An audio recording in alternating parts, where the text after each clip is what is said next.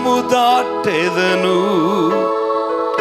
నీ వలన శత్రు సైన్యమును జయించెదను. నీ వలన ప్రాకారము దాటెదను. నీ వలన శత్రు సైన్యమును జయించెదను. నా బలము నీవే యేసయ్యా, నా కేడము నీవేనయ్యా. నా బలము నీవే యేసయ్యా, నా కేడము నీవేనయ్యా. నా దీపము నా వెలుగు, నా ఆత్మకు ఆహారము. నా దీపము నా వెలుగు, నా ఆత్మకు ఆహారము. వాక్యమే జీవవాక్యమే, వాక్యమైన దైవమే. వాక్యమే జీవవాక్యమే, వాక్యమైన దైవమే. నా దీపము వెలిగించువాడవు, నా చీకటిని తొలగించువాడవు. నా దీపము వెలిగించువాడవు, నా చీకటిని తొలగించువాడవు. నా దీపము నా వెలుగు, నా ఆత్మకు ఆహారము. నా దీపము నా వెలుగు, నా ఆత్మకు ఆహారము. వాక్యమే జీవవాక్యమే, వాక్యమైన దైవమే. వాక్యమే జీవవాక్యమే, వాక్యమైన దైవమే.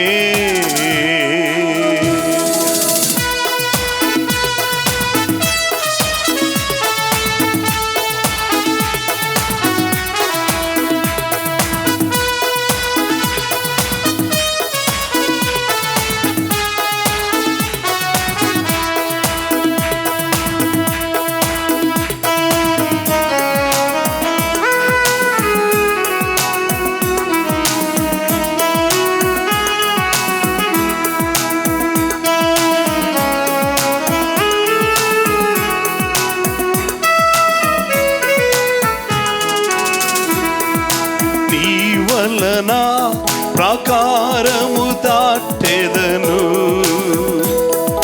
నీ వలన శత్రు సైన్యమును జయించెదను. పాడండి. నీ వలన ప్రాకారము దాటెదను. నీ వలన శత్రు సైన్యమును జయించెదను. నా బలము నీవే యేసయ్యా, నా కేడము నీవేనయ్యా. నా బలము నీవే యేసయ్యా, నా కేడము నీవేనయ్యా. నా దీపము నా వెలుగు, నా ఆత్మకు ఆహారము. నా దీపము నా వెలుగు, నా ఆత్మకు ఆహారము. వాక్యమే జీవవాక్యమే, వాక్యమైన దైవమే. వాక్యమే జీవవాక్యమే, వాక్యమైన దైవమే. హల్లెలూయా హల్లెలూయా హల్లెలూయా హల్లెలూయా, గ్లోరీ హల్లెలూయా హల్లెలూయా హల్లెలూయా హల్లెలూయా. నా దీపము వెలిగించువాడవు, నా చీకటిని తొలగించువాడవు. నా దీపము వెలిగించు, నా చీకటిని తొలగించు.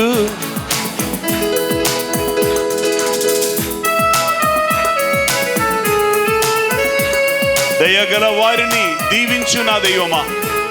యథార్థత గల వారికి తోడుగా ఉండి నడిపిస్తున్న దైవమా. శ్రమలో ఆదుకొని రక్షణనిచ్చిన దైవమా, నీకే స్తోత్రం.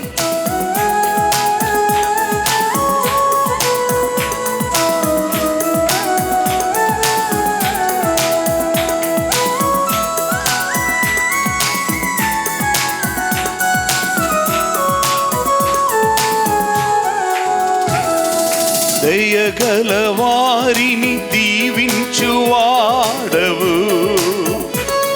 యథార్థత గలవారికి తోడుగా నుండువు. దయగల వారిని దీవించువాడవు, యథార్థత గలవారికి తోడుగా నుండువు. శ్రమలో ఆదుకొంటివి, నాకు రక్షణ నిచ్చితివి. శ్రమలో ఆదుకొంటివి, నాకు రక్షణ ఇచ్చితివి. నా దీపము, నా వెలుగు, నా ఆత్మకు ఆహారము. నా దీపము, నా వెలుగు, నా ఆత్మకు ఆహారము. వాక్యమే జీవవాక్యమే, వాక్యమైన దైవమే. వాక్యమే జీవవాక్యమే, వాక్యమైన దైవమే. హల్లెలూయా, హల్లెలూయా, హల్లెలూయా, హల్లెలూయా, గ్లోరీ, హల్లెలూయా, హల్లెలూయా, హల్లెలూయా, హల్లెలూయా. ఒకసారి కూడా హల్లెలూయా, హల్లెలూయా, హల్లెలూయా, హల్లెలూయా, హల్లెలూయా, హల్లెలూయా, హల్లెలూయా, హల్లెలూయా. నా దీపము వెలిగించువాడవు, నా చీకటిని తొలగించువాడవు. నా దీపము వెలిగించువాడవు, నా చీకటిని తొలగించువాడవు.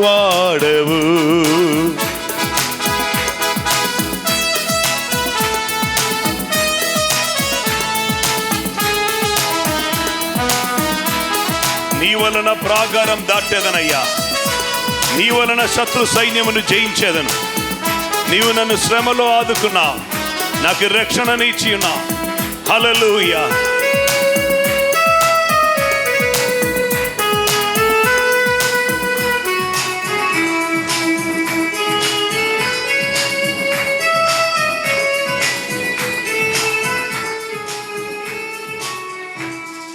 నీ వలన ప్రాకారము దాటెదను. ఆమేన్. విశ్వాసంతో పలకండి. సైన్యమును జయించెదను. పాడండి. నీ వలన ప్రాకారము దాటెదను,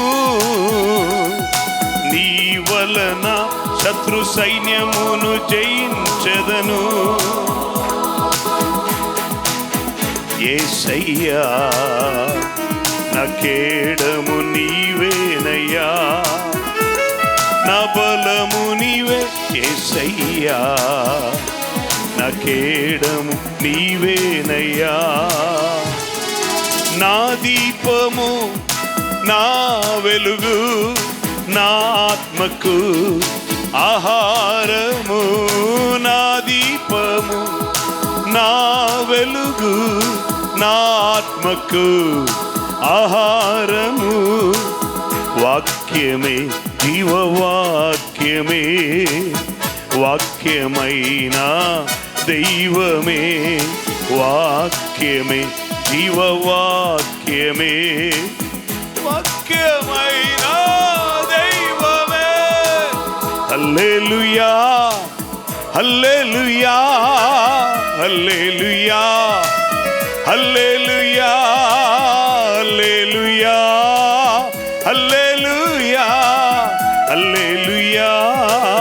హల్లెలూయా. నా దీపము వెలిగించువాడవు, నా చీకటిని తొలగించువాడవు. నా దీపము వెలిగించువాడవు, నా చీకటిని తొలగించువాడవు.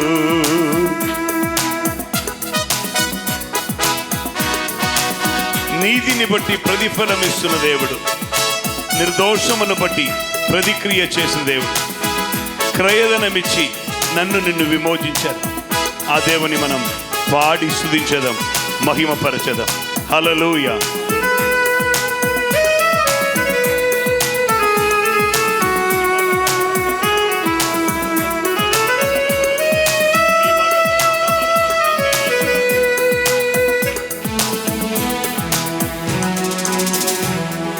నీతిని బట్టి ప్రతిఫలమిచ్చినావు, నిర్దోషములను బట్టి ప్రతిక్రియ చేసినావు. నీతిని బట్టి ప్రతిఫలమిచ్చినావు, నిర్దోషములను బట్టి ప్రతిక్రియ చేసినావు. క్రయధనము చెల్లించి విమోచించియున్నావయ్యా, నాకై క్రయధనము చెల్లించి విమోచించియున్నావయ్యా. నా దీపము, నా వెలుగు, నా ఆత్మకు ఆహారము. నా దీపము, నా వెలుగు, నా ఆత్మకు ఆహారము. వాక్యమే జీవవాక్యమే, వాక్యమైన దైవమే. వాక్యమే జీవవాక్యమే, వాక్యమైన దైవమే. హల్లెలూయా, హల్లెలూయా, హల్లెలూయా, హల్లెలూయా. గ్లోరీ, హల్లెలూయా, హల్లెలూయా, హల్లెలూయా, హల్లెలూయా. మరొకసారి కూడా హల్లెలూయా, హల్లెలూయా, హల్లెలూయా, హల్లెలూయా, హల్లెలూయా, హల్లెలూయా, హల్లెలూయా, హల్లెలూయా. నా దీపము వెలిగించువాడవు, తొలగించువాడవు. నా దీపము వెలిగించువాడవు, చీకటిని తొలగించువాడవు. నా దీపము, నా వెలుగు, నా ఆత్మకు ఆహారము. నా దీపము, నా వెలుగు, నా ఆత్మకు ఆహారము. వాక్యమే జీవవాక్యమే, వాక్యమైన దైవమే. వాక్యమే జీవవాక్యమే, వాక్యమైన దైవమే. వాక్యమే జీవవాక్యమే, వాక్యమైన దైవమే. వాక్యమే జీవవాక్యమే, వాక్యమైన దైవమే. హల్లెలూయా. గట్టిగా చప్పట్లు కొట్టి దేవుని స్తుతించేద్దాము. హల్లెలూయా, హల్లెలూయా. చీకటిని తొలగించు దైవమా, హల్లెలూయా. వెలుగు కమ్మని పలకిన దైవమా, హల్లెలూయా, హల్లెలూయా. నీ వెలుగు ప్రకాశించును గాకపా, నీ దివ్య సాన్నిధ్యం దిగి వచ్చును గాక, నీ మహిమ దిగి వచ్చును గాక. హల్లెలూయా, హల్లెలూయా, హల్లెలూయా, హల్లెలూయా, హల్లెలూయా. రాజా నీకు స్తోత్రం, పరిశుద్ధుడా నీకు స్తోత్రం, యజమానుడా నీకు స్తోత్రం. హల్లెలూయా, హల్లెలూయా, హల్లెలూయా. రెండు చేతులు పైకెత్తి, నీ రాజ్యం వచ్చునుగాక,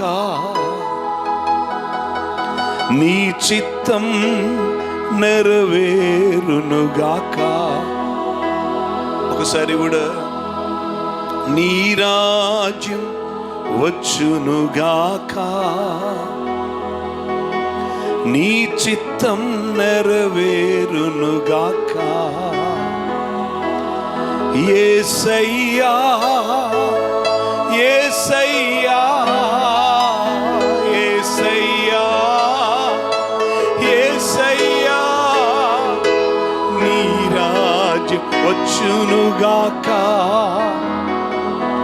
నీ చిత్తం నెరవేరునుగాక, నీ చిత్తం నెరవేరునుగాక.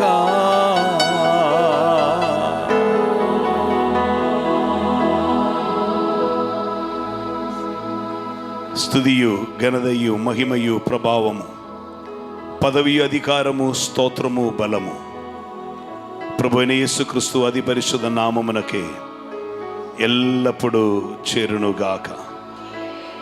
ఆమేన్.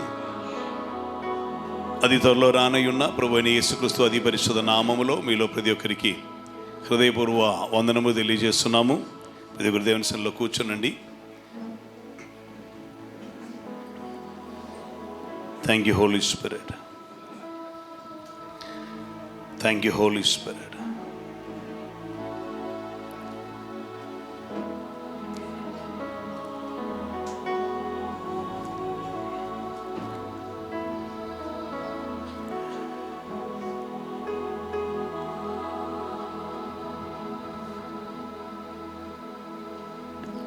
యేసుక్రీస్తు సాక్ష్యమును బట్టి దేవుని రాజ్య సువార్తను బట్టి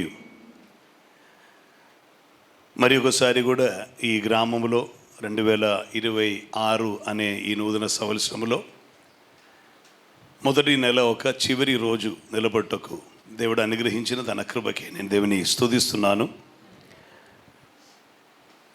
ఈ యొక్క వారం చూస్తే నాకే కొంచెం డౌట్ కలుగుతున్నది. నేను మనిషియా మెషీనా అనే రీతిలో ప్రయాణంలో ఉండను. సోమవారం రాజమండ్రి, మంగళవారం బాంబే, బుధవారం జలంధర్, గురువారం అమృత్సర్, శుక్రవారం హైదరాబాద్, శనివారం బాపట్ల.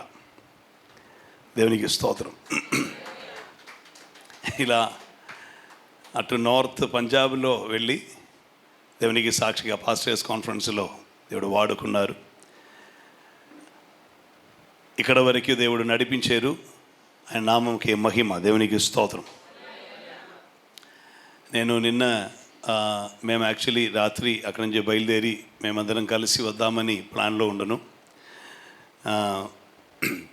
అప్పుడు వాహనం ఎవరు నడుపుతారు అనేది క్వశ్చన్ అయింది. వేరే ఏం కాదు. దాదాపు అందరినూ వాహనం నడపటానికి సహాయం చేస్తున్నటువంటి వారైనను, ఇందులో పిల్లలైనను అందరూ చర్చ్ షిఫ్టింగ్ వర్క్ ఉండటం వలన అందరూ బిజీగా ఉండి పని చేసి అలసిపోయి అందరూ చాలా బలహీనం అవుతూ ఉండను. అందుకొరకు సరే నేను మాత్రం వెళ్ళి వస్తానని తీర్మానం తీసుకుని నేను ఫ్లైట్లో ప్రయాణం చేయడం జరిగింది. అది కూడా 3:30కి నేను లేచి ఇంటి నుండి బయలుదేరాం. నేను ఎయిర్పోర్ట్ చేరి గేట్కి వెళ్తున్నప్పుడు వరకు 6:10కి డిపార్ట్ అవుతున్నది. సో గేట్ వచ్చి 5:40కి కరెక్ట్గా క్లోజ్ అవుతుంది. సో 5:40కి క్లోజ్ అవుతుంది కనుక నేను ఈరోజు ఏమైందో తెలియదు, ఎయిర్పోర్ట్లో చాలామంది ఉండను. మనం ఎక్కడైనా మంచి ఒక కూడికి వెళ్ళేటప్పుడు ఎంతమంది గ్యాదర్ అవుతూ ఉంటారు అలాగనే ఉండను. ఆయనను నాకు కొన్ని ఛానల్స్ తెలుసు కనుక ఆ ఛానల్లోనే నేను వెళ్ళాను కనుక వెళ్ళిపోయాను. కానీ ఇక గేట్ దగ్గరికి వెళ్ళాలి కదా, అప్పుడే నాకు లోపలికి ప్రవేశం. అది వేరే ఎవరు ఏ ఛానల్ లేదు, నేనే చేరాలి. అందుకొరకు పరిగెత్తి అక్కడ వచ్చినప్పుడు వారు చెప్పారు, సార్ ఫ్లైట్ 1 hour లేట్ అన్నారు. అప్పుడు నేను అడిగినది కొంచెం ముందు చెప్పుకోవచ్చు కదా, ఇలా పరిగెత్తకుండా ఉండేవాడును. ఏదైనాను మార్నింగ్ జాగింగ్ దొరికింది, దేవునికి స్తోత్రం. ఆమేన్. ఆ తర్వాత అక్కడ లాంజ్లో పోయి ఒక 1 hour కొంచెం నాకు సమయం దొరికింది. 1 అవర్ లేకపోయినా ఒక 40 మినిట్స్ సమయం దొరికింది. మంచి బ్రేక్ఫాస్ట్ కూడా చేసుకున్నాను. దేవునికి స్తోత్రం. హల్లెలూయా. తర్వాత నేను ఇక్కడ వచ్చి దిగి ఎయిర్పోర్ట్ నుండి ఉన్న ప్రయాణంలో కారుణ్య గారు నడుపుతూ ఉండను. దైవిక కర్రను బట్టి నేను నిద్రపోతూ ఉంటాను. దేవునికి స్తోత్రం. కనుక మీరు ఈరోజు రెస్పాండ్ అవ్వకుండా మీరు ఉంటే నేను అలా నిలబడి నిద్రపోతాను. అందుకొరకు స్పందించాలని నేను ఆశిస్తున్నాను. దేవునికి స్తోత్రం. పరిశుద్ధ దేవుని వాక్యం మనలో క్రియ చేయనుగాక. హల్లెలూయా. ఆమేన్. దేవునికి స్తోత్రం. హల్లెలూయా. మీకు ఇది కరెక్ట్గానే వినిపిస్తుందని నేను నమ్ముతున్నాను. వినిపిస్తుందా క్లియర్గానే? దేవునికి స్తోత్రం. లూకా రాసిన సువార్త 11వ అధ్యాయం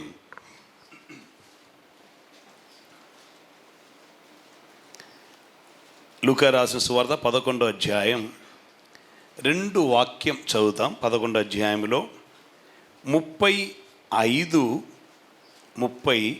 36.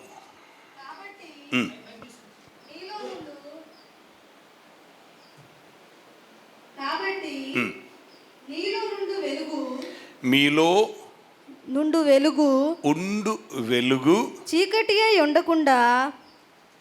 అప్పుడు ఆ వాక్యములో ఉన్నది ఏమిటంటే మీలో ఉండు వెలుగు. అప్పుడు వెలుగు ఎక్కడ ఉంది చెప్పండి?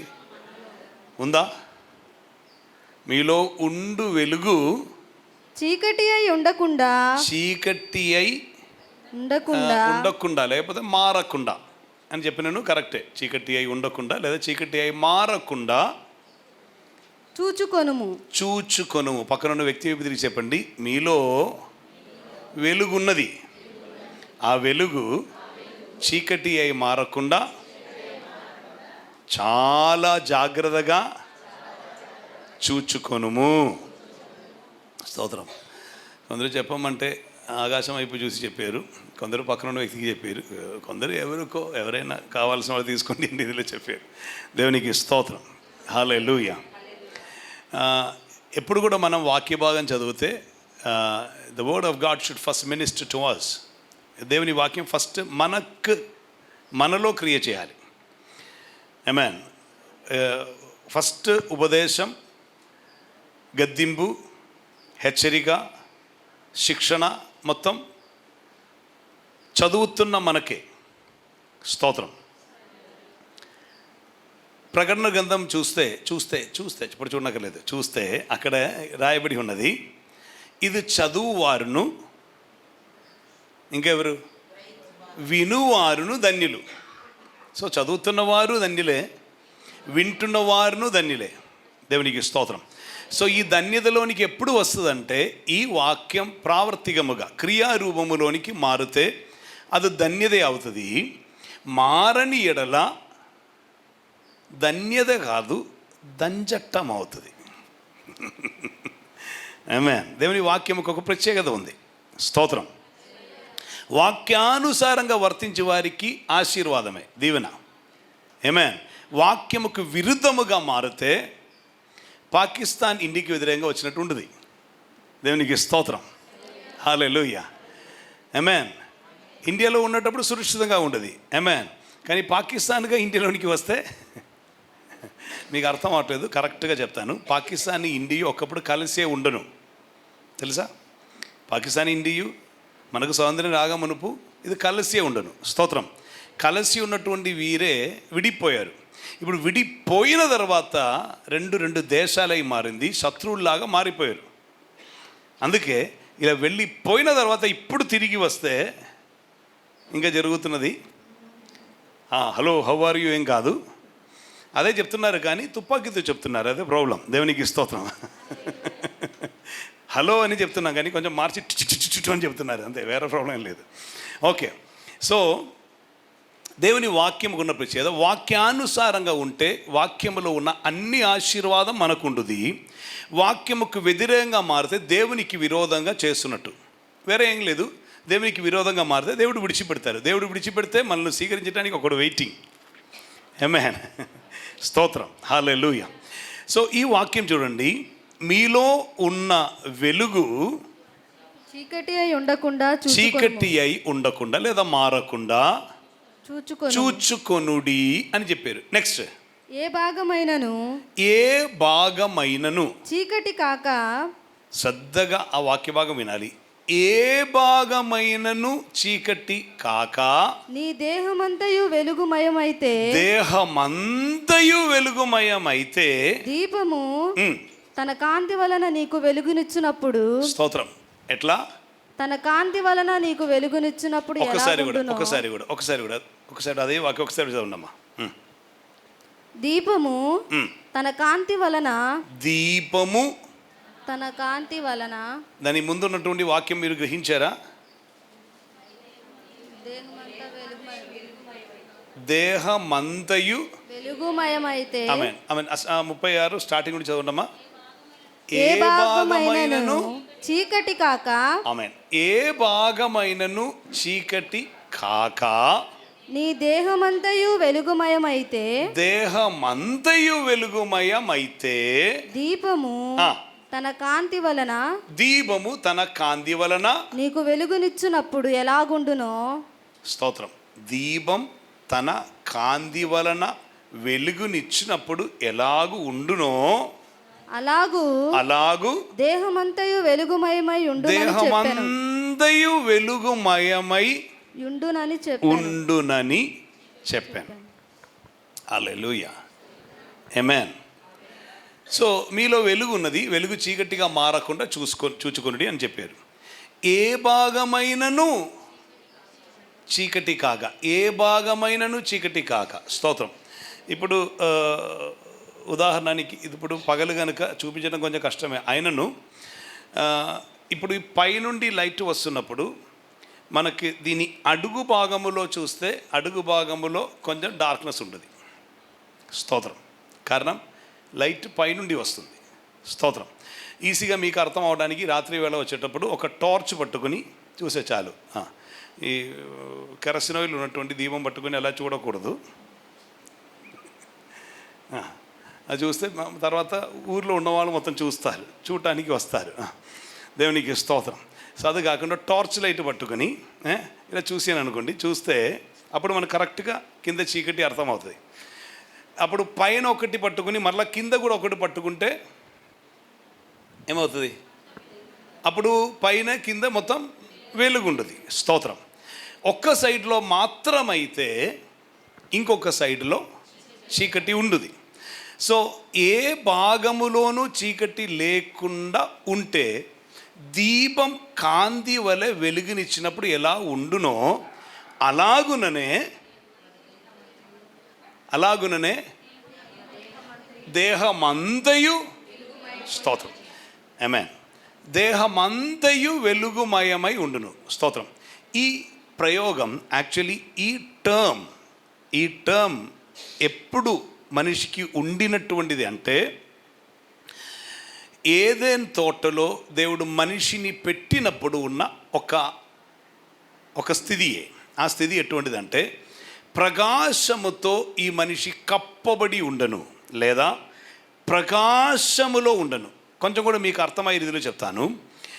సీనాయి పర్వతంలో 40 రాత్రి 40 పగలు దేవునితో సమయం గడిపి దేవుని దర్శించి దిగి వస్తున్నారు. ఎవరు? మోసే. స్తోత్రం. అప్పుడు మోసే మొగములో కవరింగ్ ఏం లేదు, వస్త్రం ధరించుకుని వెళ్ళారు, మొగములో కవరింగ్ ఏం లేదు. సో ఈ చర్మం దైవిక కాంతి దొరికినందున ఈ వ్యక్తి దిగి వచ్చినప్పుడు మెరుస్తూ ఉండను మొగం. హల్లెలూయా, ఆమేన్. ఆ మొగం అలా మెరుస్తూ ఉండను కనుక చూసేవారు మేము చూడలేకపోతున్నామన్నారు. అందుకొరకు మోసే ప్రజలతో మాట్లాడాలంటే తనే ఒక కవరింగ్ వేసుకుని మాట్లాడారు. అర్థమవుతుందా? దేవునికి స్తోత్రం. అప్పుడు ఆదిమ మానవుని దేవుడు సృష్టించినప్పుడు ఆయనకి వస్త్రం ఏదీ లేదు, అక్కరలేదు. కానీ వెలుగైన దేవునితో సాంగత్యం ఉన్న ఈ వ్యక్తి మెరుస్తూ ఉండను. అది చెప్పేటప్పుడు హల్లెలూయా ఆమేన్ రాలేదు. స్తోత్రం. హల్లెలూయా, ఆమేన్. ఇక ఇది మీకు కొంచెం కూడా అర్థం అవ్వాలంటే దేవుని సన్నిధిలో సమయం గడుపుకొని బయలుదేరి వస్తే మిమ్మల్ని చూసిన మిగిలిన వారు చెప్తారు, ఆహా మెరుస్తున్నారు అని అంటారు. హలో, ఆమేన్. దేవుని సన్నిధిలో సమయం గడుపుతున్న వ్యక్తి యొక్క ముఖంలో ఒక కాంతి ఉండదు. హల్లెలూయా. దైవ సాన్నిధ్యమును బట్టి కలుగుతున్నది. ఆమేన్. అది ఫెయిర్ అండ్ లవ్లీని బట్టి కలుగుతున్నది కాదు. దేవునికి స్తోత్రం. ఆమేన్. అందుకొరకు దేవుని సన్నిధిలో సమయం గడిపితే ఉన్న ప్రత్యేకత మీకే అర్థమవుతుంది. Glory to God. హల్లెలూయా. నేను మొన్న రాజమండ్రిలో మీటింగ్ వెళ్ళిన తర్వాత నన్ను కలవటానికి ఒక వ్యక్తి వచ్చారు. సో నేను మీటింగ్ నుండి స్ట్రైట్ అవే వచ్చి నేను హోటల్ రూమ్లోకి వస్తున్నాను. నేను ఆ లిఫ్ట్లో ఉన్నప్పుడు ఈ వ్యక్తి లిఫ్ట్ దగ్గరికి వచ్చి అన్నారు నాతో. నేను చెప్పాను ఏమైంది అంటే అని చెప్పారు, సార్ అలా మెరుస్తున్నారు సార్ అన్నారు. కొంచెం సమయం తర్వాత ఆయన చెప్పారు, ఇప్పుడు చాలా చేంజ్ ఉంది సార్ అన్నారు. అప్పుడు నేను చెప్పి ముందు ఏమైంది అని చెప్పారు. నిజంగా సార్ నేను లిఫ్ట్లోనికి వచ్చేటప్పుడు మీరు ఇలా షైనింగ్ అలా మెరుస్తూ ఉంటున్నారు. నేను చెప్పిన ఇప్పుడే వాక్యం ముగించి బయలుదేరి వస్తున్నాను. దేవునికి స్తోత్రం. దైవ సాన్నిధ్యం and that was so wonderful. రాజమండ్రిలో జరిగిన మీటింగ్ అయితే చాలా అద్భుతకరంగా దేవుడు నడిపించారు. ఐ మీన్ దేవుని సన్నిధిలో కనిపెడుతున్న వారి మధ్యలో వెళ్ళేటప్పుడు అర్థమవుతుంది. హల్లెలూయా. ఆమేన్. సో చాలా అద్భుతంగా దేవుడు వాడుకున్నాను. నేను దేవుని మహిమపరుస్తున్నాను. దేవునికి స్తోత్రం. నేను ఒక పాత్ర మాత్రం. హల్లెలూయా. ఆమేన్. హల్లెలూయా. ఆమేన్. యేసుని గాడిద. హలో, కొందరు గాడిద అని చెప్పేటప్పుడు కొందరికి సంతోషం వచ్చింది. నేను యేసుని గాడిద, మీరు ఎవరి? దేవునికి స్తోత్రం. హల్లెలూయా. ఓకే. సో ఆదాములో ఉండినటువంటి ఆ మెరుస్తున్న ఆ ప్రకాశం ఎలా ఉండను, శరీరమందయు దేహమందయు వెలుగుమయమై ఉండను అని ఉన్న ఒక విషయమును ఇక్కడ ఎవరు ప్రభు అయిన యేసుక్రీస్తు వారే ఒక విషయమును తీసుకొని వచ్చి చెప్తూ ఈ విషయం చెప్పారు. ఈ విషయం చెప్పే మునుపు ఒక వాక్యం ఉంది. అది 34వ వాక్యం. ఆ వాక్యం ఒకసారి చూడండి. నీ దేహమునకు దీపము నీ కన్నే గనుక. హల్లెలూయా. నీ దేహమునకు దీపం నీ కన్నే గనుక. నీ కన్ను తేటగానుంటే. స్తోత్రం. కన్ను చూపు, విషన్, సైట్.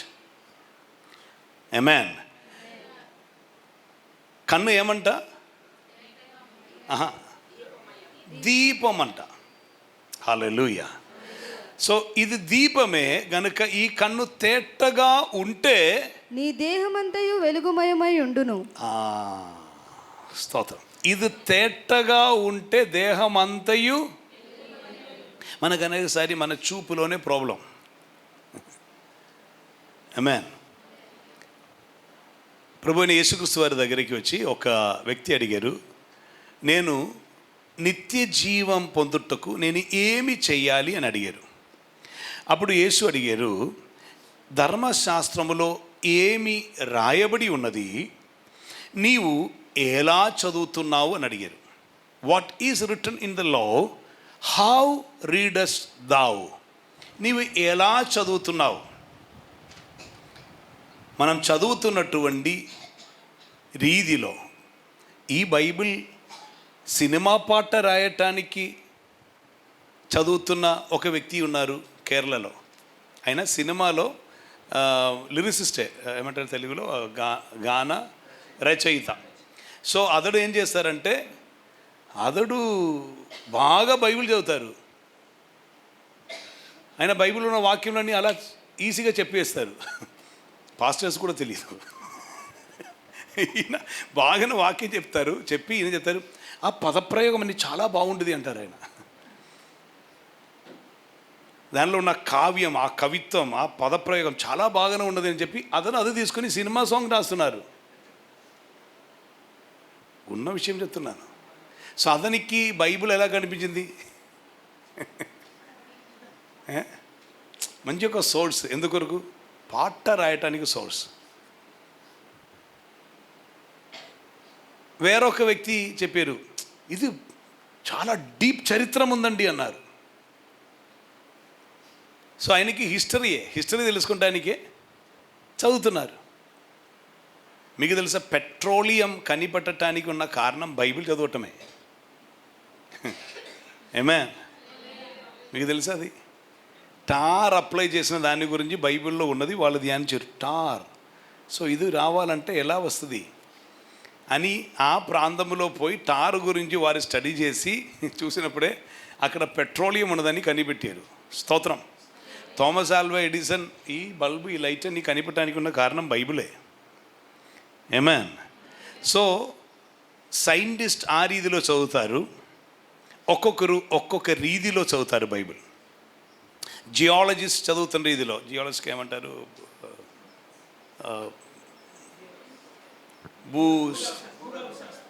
భూగర్భ శాస్త్రం.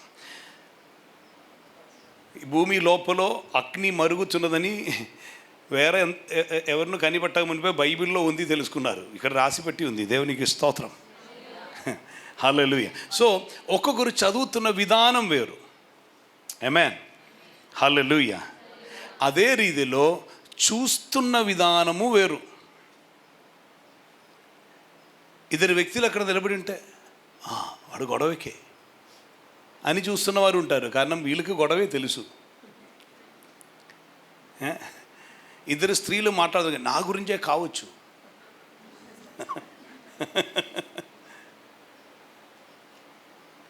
మన లోపల ఉన్నటువంటి భావమును బట్టి మనలో ఉన్న చూపు వస్తుంది. మనం చూడవలసిన రీతిలో చూడకుండా అనుమానంతో చూస్తుంటాం, అసూయతో చూస్తుంటాం, అపవిత్రతతో చూస్తుంటాం, అనవసరమైన చూపు చూస్తుంటాం. వ్యత్యస్తమే. ఇదన్నిటికీ కారణం ఏమిటంటే మన మనస్సులో రన్ అవుతున్న ఆలోచనలే. హల్లెలూయా.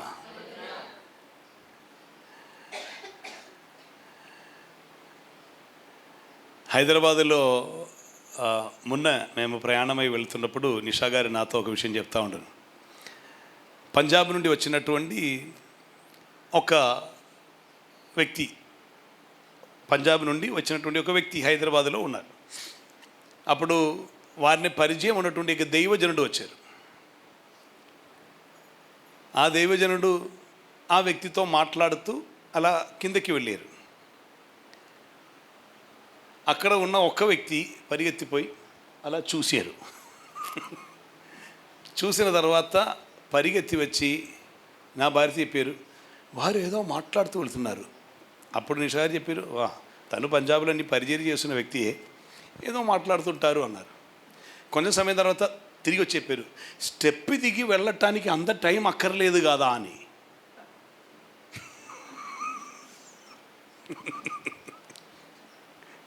స్తోత్రం. అర్థమవుతుందా? కానీ ఈ వ్యక్తి ఇక్కడి నుంచి చూశారు, తర్వాత పోయి అప్పుడు సార్ చెప్పారు, ఏదో వాళ్ళు మాట్లాడుతూ ఉండవచ్చు అన్నారు. కొంచెం ఇంకా రాలేదు అన్నారు. అప్పుడు నిన్న నాతో ఈ విషయం అని చెప్తున్నప్పుడు నేను ఒక్క మాట నేను చెప్పాను. అది నేను ఇక్కడ కూడా ఓపెన్గా చెప్తున్నాను. అదేమిటంటే నేను చెప్పాను, ఒక్కొక్కరికి వారికి ఉన్న అనుభవమే కదా, వారి స్టెప్పులో వెళ్ళేటప్పుడు ఎలా ఉండదో అలాగే వచ్చి ఉండొచ్చు నన్ను. ఇదే నన్ను. అర్థమవుతుందా?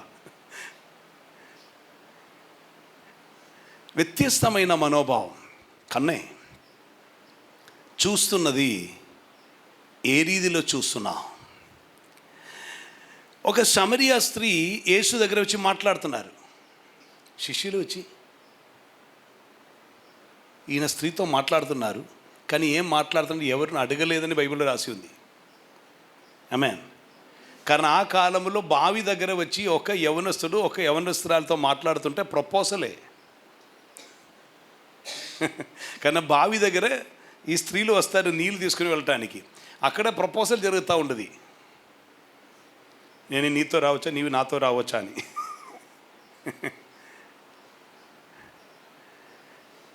సో చూసే వాళ్ళకి వ్యత్యస్తమైన ఉంటుంది. ఇంకొకటి కూడా, ఒకరోజు యేసు ఒక ఇంటిలో ఉన్నారు.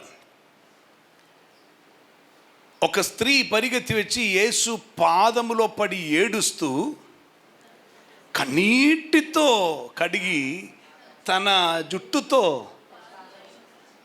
అప్పుడు ఒకరు, ఎటువంటి స్త్రీ నీకు తెలియదా, ఈయన ఎటువంటి ప్రవక్త, ఈమె ఎవరని తెలియదా?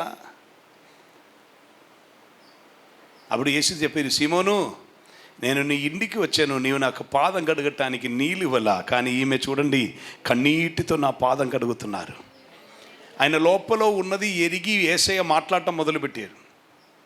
ఆమేన్. అవును, ఆ ఊరిలో అపవిత్రతలో జీవించినటువంటి స్త్రీ కావచ్చు, కానీ యేసు వద్దకు వచ్చేటప్పుడు పవిత్రాలై మారటం మొదలైంది. హల్లెలూయా.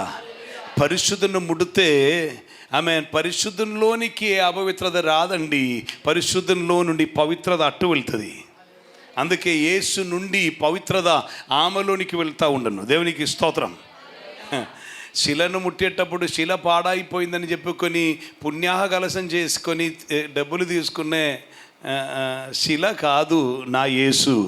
నా యేసు సజీవుడు. హల్లెలూయా. చెక్కి పెట్టిన చోట్లో ఉండిపోయే ఒక బొమ్మయో ఒక వస్తువో కాదు యేసు. యేసు జీవము గల దేవుడు, జీవింప చెయ్యు దేవుడు. సో వ్యత్యస్తమైన మనోభావం ఉన్నవాళ్ళు ఆనాడు ఉండను, ఈనాడు ఉన్నారు, ఎల్లప్పుడూ ఉంటారు. కారణం ఏంటంటే ఏ రీతిలో చూస్తున్నాం వారి వారి ఆలోచన. అందుకే బైబిల్ ఒక వాక్యం ఉంది, as a person things so is he. ఒక మనుషుడు ఎలా అనుకుంటారో ఆయన అటువంటి వాడేనని. సింపుల్ టైంలో చెప్పాలంటే స్తోత్రం. హల్లెలూయా. ఒక మనిషి ఏ రీతిలో నిన్ను చూస్తారో ఆ మనిషి అటువంటి వాడే, నీది కాదు ప్రాబ్లం. దేవునికి స్తోత్రం. సో నేను యాక్చువల్లీ సబ్జెక్ట్ అదే కాదు, ఆయనను ఇదన్నీ వచ్చినందుని చెప్పాను. ఇక్కడ యేసు చెప్పిన విషయం, ఏ భాగములోనూ చీకటి లేకుండా ఉండాలి. ఏ భాగములోను. హల్లెలూయా. ఆమేన్. సో మనం ఏ భాగములోనూ చీకటి రాకుండా ఉండాలి అని అంటే ఈ దీపం అలా మండుతూ ప్రకాశిస్తూనే ఉండాలి. మనిషిలో ఉన్న ఆత్మ యెహోవా పెట్టిన దీపం. హల్లెలూయా. ఈ దీపమును మండించటానికే అపోస్తలులు చేరి వచ్చినప్పుడు మార్కు మేడగదిలో పరిశుద్ధాత్మ అగ్ని దిగి వచ్చి వారిని తాకెను. దేవునికి స్తోత్రం. వారికి అన్యమైన భాషలో వారు మాట్లాడటం మొదలుపెట్టారు. వారందరూ ఐక్యతో నిలబడ్డారు. వారందరూ కలిసి ఒక్కరి గురించి మాట్లాడారు, యేసు గురించి మాట్లాడారు. వారిని గురించి మరిచిపోయారు, స్వార్థమును విడిచారు, స్వయమును మరిచిపోయారు, అహం భావం పోయింది, యేసుని ఘనపరచటం మొదలుపెట్టారు. దేవునికి స్తోత్రం. సో పరిశుద్ధాత్మ చేత మనం లోపల ఉన్న ఆత్మ మండింపబడుతుంటే ఆలోచన విధానం మారుతుంది, వేరే ఏ రీతిలోనూ మారదు. దేవునికి స్తోత్రం. హల్లెలూయా. పరిశుద్ధాత్మ చేత నింపబడి చూస్తే ఉన్న అనుభవం వేరు, దురాత్మ చేత నింపబడి చూసేటప్పుడు ఉన్నటువంటి మనోభావం వేరు. హల్లెలూయా. ఆమేన్. ఒక కుష్ఠరోగి ఒక రోడ్లో వస్తున్నారు. కుష్ఠరోగి ఎంతమందికి ఇష్టం? ఇష్టమేనా? కుష్ఠరోగి అంటే సంతోషం. దేవునికి స్తోత్రం. ఒక్కరికైనా ఉంది కదా. దేవునికి స్తోత్రం. కుష్ఠరోగి అంటే సాధారణంగా మనిషి అయ్యో చాలా దుర్వాసన వస్తుంది, చీములు వస్తుంది, క్షయించిపోతున్న శరీరం. ఆమేన్. నేను చాలా కాలం అటువంటి ఒక ఇంటిలో స్టే చేస్తూ ఉంటాను. ఇప్పుడు కూడా సమయం దొరుకుతా ఇంటికి వెళ్తాను, ఆయన కలుస్తాను. ఇప్పుడు ఆయనకి కుష్ఠు లేదు. ఆమేన్. దేవునికి స్తోత్రం. వెస్ట్ గోదావరిలో ఉన్నటువంటి ఒక మాస్టర్ గారే, ఆయనకి కుష్ఠు వ్యాధి వచ్చినప్పుడు ఇండివారు మిగిలిన వారు అందరూ వెళ్ళారు. తన చెల్లి మాత్రమే తనతో ఉండను. ఇప్పుడు దాదాపు వయసు 100లోనికి వచ్చారు. ఆయనకి వయసు 75 దాటినప్పుడు ఆయనకి బాప్టిజం ఇవ్వటానికి దేవుడు నాకు కృప అనుగ్రహించారు. నేను దేవుని మహిమపరుస్తున్నాను. దేవునికి స్తోత్రం. హల్లెలూయా. ఆమేన్. సో నాకు ఆయన చాలా ఇష్టం. చాలా ఇష్టం అంటే చాలా ఇష్టం. చాలా బాగా ప్రేమిస్తారు. కొంచెం మొంటిగా ఉంటారు అయినా కూడా. దేవునికి స్తోత్రం. ఆమేన్. నేను కూడా ఆయన ప్రేమిస్తున్నాను. కుష్ఠరోగి అంటే ఎవరైనా చూసేటప్పుడు రోడ్లో వస్తుంటే అంటే డిస్టెన్స్ కీప్ చేస్తారు. ఇప్పుడు అటువంటి రీతిలో లేదు, కానీ ఇప్పుడు ట్రీట్మెంట్ అన్నీ ఉన్నందున ఆ కాలంలో ఏ ట్రీట్మెంట్ లేదు. అంటువ్యాధి అని చెప్పి కుష్ఠరోగి వస్తే కుష్ఠరోగిని చూస్తున్న విధమే వేరు. ఇంకొక కారణం కూడా, ఒక కుష్ఠరోగి వస్తే అతడు పై పెదవి కప్పుకొని గట్టిగా అరవాలి. ఎలా చెప్పాలి అనంటే అపవిత్రుడను అపవిత్రుడను అని చెప్పుకొని రావాలి. అయినా వచ్చేటప్పుడు ఆ మార్గంలో ఎవరు నిలబడకూడదు, అదన్ని ముట్టకూడదు. కారణం అదన్ని ముడితే ఆ వ్యక్తి అపవిత్రుడు అవుతారు. ఆమేన్. ఇక నాశీర్వదష్టుడు ఒకరు అపవిత్రత ఉన్న ఒక వ్యక్తి దగ్గరికి పోకూడదు, ముట్టకూడదు. అటువంటి సమయంలోనే ఈ వ్యక్తి వచ్చి ప్రభు అయిన యేసయ్య దగ్గర మోకాళ్ళు నీకు ఇష్టమైతే నన్ను శుద్ధునిగా చేయగలవు అన్నారు. స్తోత్రం.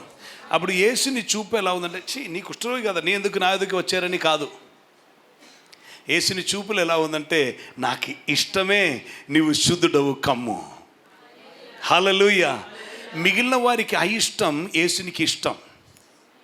మేము తెలుగులోనే ఆ వర్డ్ అంత మనోహరంగా వచ్చింది, నాకు ఇష్టమే అన్నారు.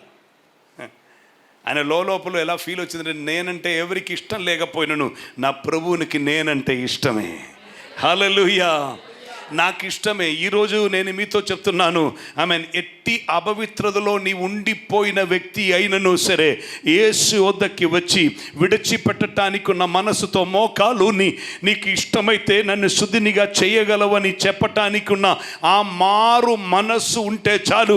చేయి చాపి ముట్టి నిన్ను శుద్ధీకరిస్తున్న, నిన్ను పవిత్రపరుస్తున్న ఒక యేసు ఉన్నారు. హల్లెలూయా. సో యేసయ్య వద్దకి వచ్చేటప్పుడు యేసుని చూపు వేరు, యేసు స్వీకరిస్తున్న విధం వేరు. హల్లెలూయా. ఆమేన్. హల్లెలూయా. అనేకులు పాపి అని ముద్ర వేసిన వ్యక్తిని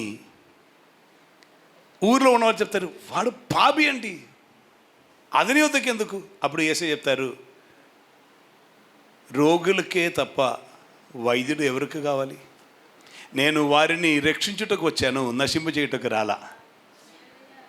యేసు యొక్క మనోభావములో మార్పు ఉండను. హల్లెలూయా. ఇట్టి మనస్సు కలిగిన వారమై మనం ఉండాలి అని యేసు ఆశిస్తున్నారు. మిగిలిన వారిలో ఉన్న దోషం చూడటానికి దేవుడు మనల్ని పిలువలా, ఎలా పరిష్కరించాలో పరిష్కారం మనకిచ్చి పిలిచారు. హల్లెలూయా. నేను ఆ విషయంలోనికి వస్తున్నాను, ఏ రీతిలో అది సాధ్యమవుతుంది. దేవునికి స్తోత్రం. అందుకొరకు కొన్ని చరిత్రలోని కూడా వెళ్ళి మనం వెంటనే ఆ అంశములు చూసి మనం ముగించబోతున్నాం. దేవునికి స్తోత్రం.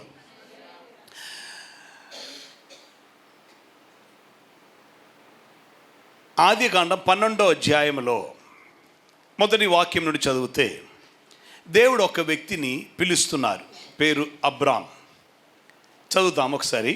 యెహోవా, నీవు లేచి నీ దేశము నుండి నీ దేశము నుండి నీ బంధువుల యొద్ద నుండి నీ బంధువుల యొద్ద నుండి నీ తండ్రి ఇంటి నుండి నీ తండ్రి ఇంటి నుండి బయలుదేరి నేను నీకు చూపించు దేశమునకు వెళ్ళుము. స్తోత్రం.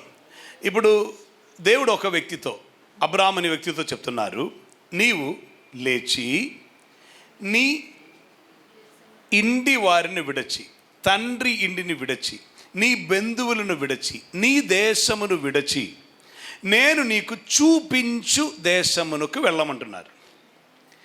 చూపించు దేశం, ఆ ఫలాని దేశం అని చెప్పలేదు కనుక ఈ దేశం ఏదని తెలియకుండా ఉన్నటప్పుడే అబ్రాం బయలుదేరుతున్నారు. ఇది ఏ చరిత్ర. ఇప్పుడు బయలుదేరే మునుపు ఈయనతో చెప్పి నెక్స్ట్ వాక్యంలో ఏం చెప్తున్నారు చూడండి. నిన్ను గొప్ప జనముగా చేసి, స్తోత్రం, వెళ్ళుము అని చెప్తున్నారు. వెళ్ళు, నిన్ను నేను గొప్ప జనముగా చేసి నిన్ను ఆశీర్వదించి నీ నామమును గొప్ప చేయుదును. నీ నామం అనగా నీ పేరు నేను చాలా గ్రేట్గా మారుస్తాను, నీ పేరు గొప్ప చేసేదను. నెక్స్ట్, నీవు ఆశీర్వాదముగా నుండువు, నీవు ఒక ఆశీర్వాదముగా ఉండువు.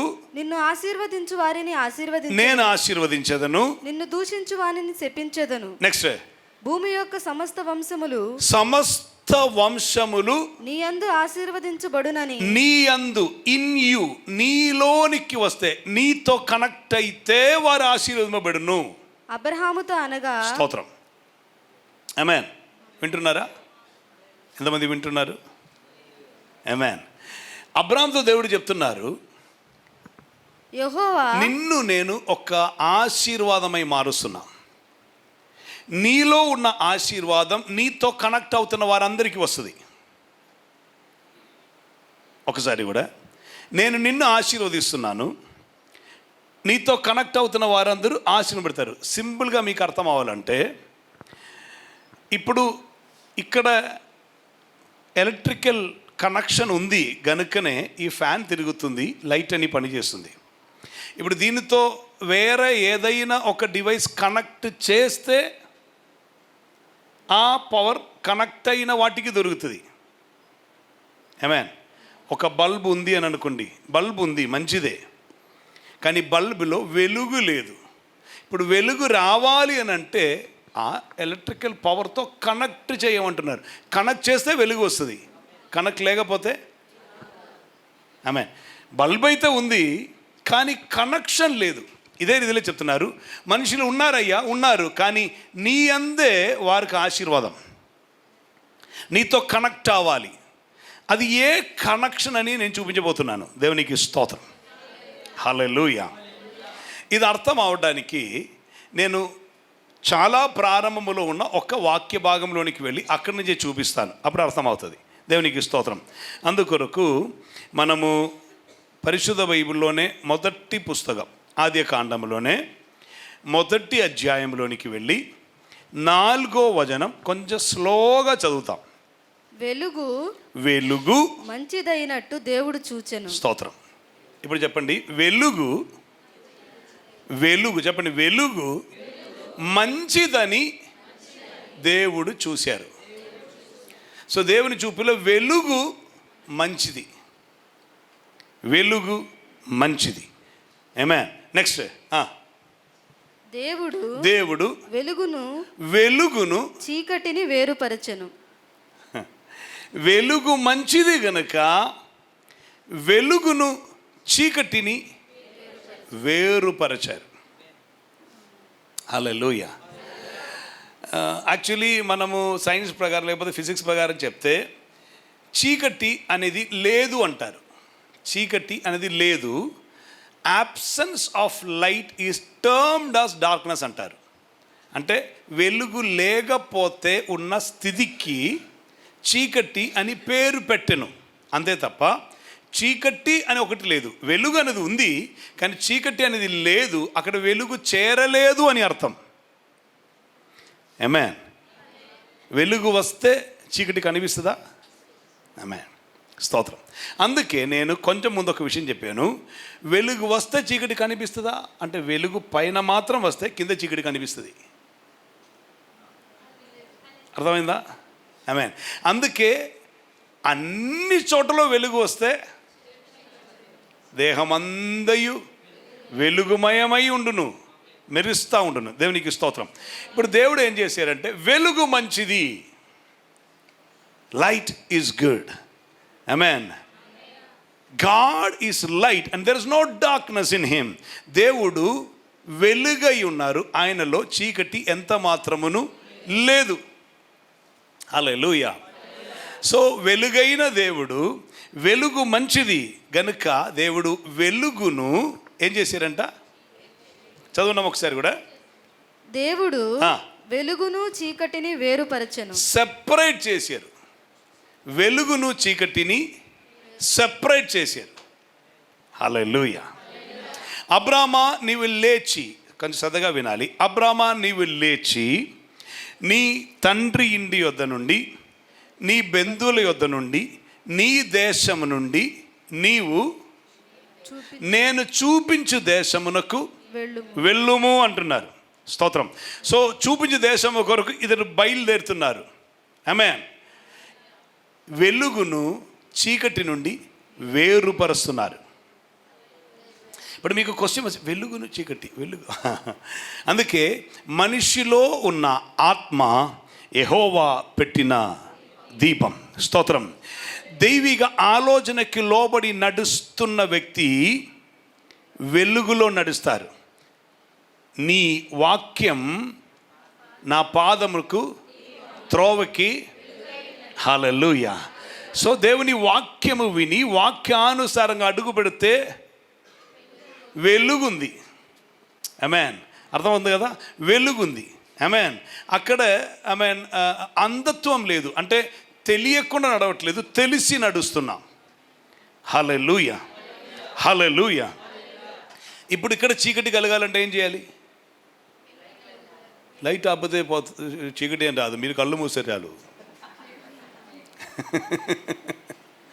దేవునికి స్తోత్రం. సో అంధత్వములో ఒక వ్యక్తి గుడ్డివాడుగా ఉంటే అతడు చీకటిలోనే ఉన్నారు. ఇలా చీకటిలో ఉండిపోయిన ఒక బర్తిమై అనే వ్యక్తి ఒకరోజు ఎరికో అని పట్టణంలో ఉన్నారు. ఎరికో అంటేనే శబిదమైన ఊరు. ఆ ఎరికోలో ఉన్న శాపములో ఒకటి, ద్వితీయోపదేశకాండం 28 అధ్యాయానుసారంగా వెళ్ళనక్కర్లేదు, మీకు జ్ఞాపకం ఉంటే చాలు. అక్కడ రాయబడి ఉన్నది, శాపములో ఒకటి అంధత్వం, గుడ్డితనం రావటం శాపములో ఒకటి. దేవునికి స్తోత్రం. సో ఆ అంధత్వములో ఎరికో అని శబిదమైన ఊరిలో ఉండిపోయిన బర్తిమై అని ఒక వ్యక్తి యేసు వస్తున్నారని విని, నజరేయుడైన యేసు వస్తున్నారని విన్న అతడు, దావీదు కుమారుడా యేసు నన్ను కరుణింపుము అని పిలిచారు. యేసు అతన్ని పిలిచి, నేను నీకు ఏం చేయకోరుచున్నావని అడగా, నాకు దృష్టి కలిగే చెయ్యము, సరి అయిన పదానుసారంగా చెప్తే నాకు ఉండవలసిన చూపు నాకు దయచేయము అన్నారు. నీ విశ్వాసం నిన్ను రక్షించి ఉన్నది, వెళ్ళుము అని చెప్తే అతడు వెంటనే చూపు పొంది యేసు వెంట సాగను అని రాసి ఉంది. అర్థం, అతనికి యేసుని వెంబడించే చూపు దొరికింది. చాలామందికి దొరుకుతున్న చూపు యేసుని వెంబడించే చూపు కాదు, కేవలం శారీరకమైనటువంటి చూపు. వారి సినిమా థియేటర్లో కనిపిస్తారు. నిన్న వరకు సినిమా చూడటానికి ఆశ ఉండను, కానీ కుదరలేకపోయింది. కారణం ఏంటంటే కన్ను సరిగా కనిపించేది కాదు, మస్క్గా ఉండను. అందుకే సినిమాకి డబ్బులు ఖర్చు పెట్టడం తప్ప ఏమీ కనిపించేది కాదు. మొన్న అయ్యగారు వచ్చి ప్రార్థన చేసిన తర్వాత అన్నీ బాగా కనిపిస్తుంది. ఇప్పుడు చిరంజీవి లాగానే అల్పజీవిగా నేను కూడా డాన్స్ చేస్తున్నా. హలో, స్తోత్రం. అందుకొరకు ఉన్నది కాదు చూపు. ఆమేన్. సీరియస్గా కూర్చొని చూడటానికి కాదు చూపు. దేవునికి స్తోత్రం. హల్లెలూయా. మా అమ్మగారికి క్యాట్రాక్ట్ సర్జరీ అయిన తర్వాత అమ్మగారు ఒక మాట చెప్పారు, బైబిల్ ఇంతకు ముందు కొంచెం కూడా నేను క్లియర్గా చదివే వ్యక్తిని, ఇప్పుడు ఇది చేసిన తర్వాత ఇక ఇబ్బంది అయింది అన్నారు. స్తోత్రం. అప్పుడు డాక్టర్ దగ్గరికి తీసుకున్నది, డాక్టర్ చెప్పారు అది కొంచెం టైం పెడుతుంది, కొంచెం టైం, ఒక 2-3 వారం తర్వాత కరెక్ట్గా వస్తుంది కనుక పర్వాలేదన్నారు. 2-3 వారం తర్వాత ఆమె చెప్పిన, ఇప్పుడు నాకు బైబిల్ చదవటానికి అవుతుంది. సో తనకు సబ్జెక్ట్ ఇది కన్నా ఎందుకొరకంటే బైబిల్ చదవటానికి. హలో, అర్థమవుతుందా? ఆమేన్. కొందరికి కన్ను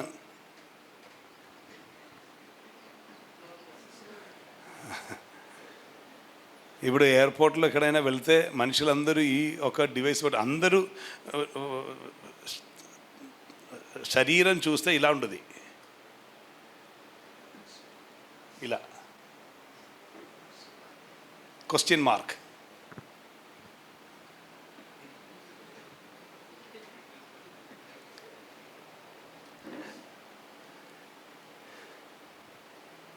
ఈరోజు కూడా బోర్డింగ్ గేట్ దగ్గరికి నేను వచ్చిన తర్వాత ఇంకను బోర్డింగ్ స్టార్ట్ అవ్వాలి ఫ్లైట్కి.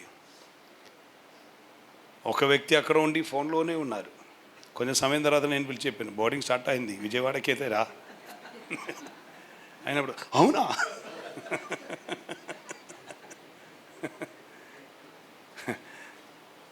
వీళ్ళు క్వశ్చన్ మార్క్ ఉండిపోయి వండి వెళ్ళిన తర్వాత అలా క్వశ్చన్ మార్క్, ఇది ఎప్పుడు వెళ్ళింది? ఇప్పుడు అందరికి చూపు కావాలి, ఎందుకొరకంటే దీనికే చూపు నష్టమవుతున్నది. ఇది మొన్న ఒక పాప కొరకు ప్రార్థన చేయమని తన తల్లి తీసుకుని వచ్చారు. అప్పుడు నేను పాపని అడిగాను, అమ్మ తన చదువు కొరకే ప్రేయర్ చేయమని. సో నేను అడిగాను, నీ ప్లాన్ ఏంటి అంటే ఆప్థాల్మాలజిస్ట్ అవుతారన్నారు. కన్ను అవునా అంటే దానికి ఫ్యూచర్ స్కోప్ అన్నారు. How can you say that అంటే అందరూ ఫోన్లోనే కదా అంకిల్, కన్నుకి అందరూ ఫోన్లోనే కదా కనుక ఇంకా వచ్చే రోగం మొత్తం కన్నుకే ఉంటుంది అందుకంట. స్తోత్రం. కొందరు ప్లాన్ చేసినట్టు ఉన్నారు. లేదు ఇప్పుడు కొంచెం అది బాగుంది కదా అని. దేవునికి స్తోత్రం. హల్లెలూయా. ఆమేన్. సో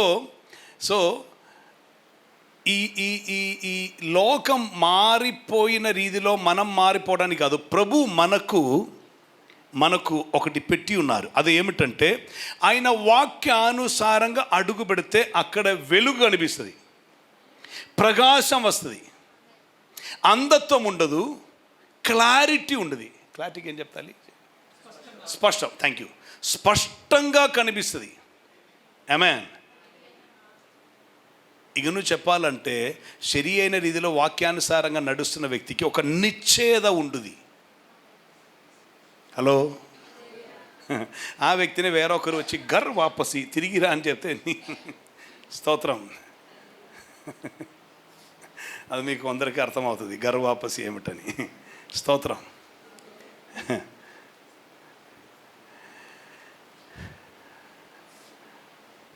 అబ్రామును పిలిచి అబ్రాముతో చెప్పారు, అబ్రామా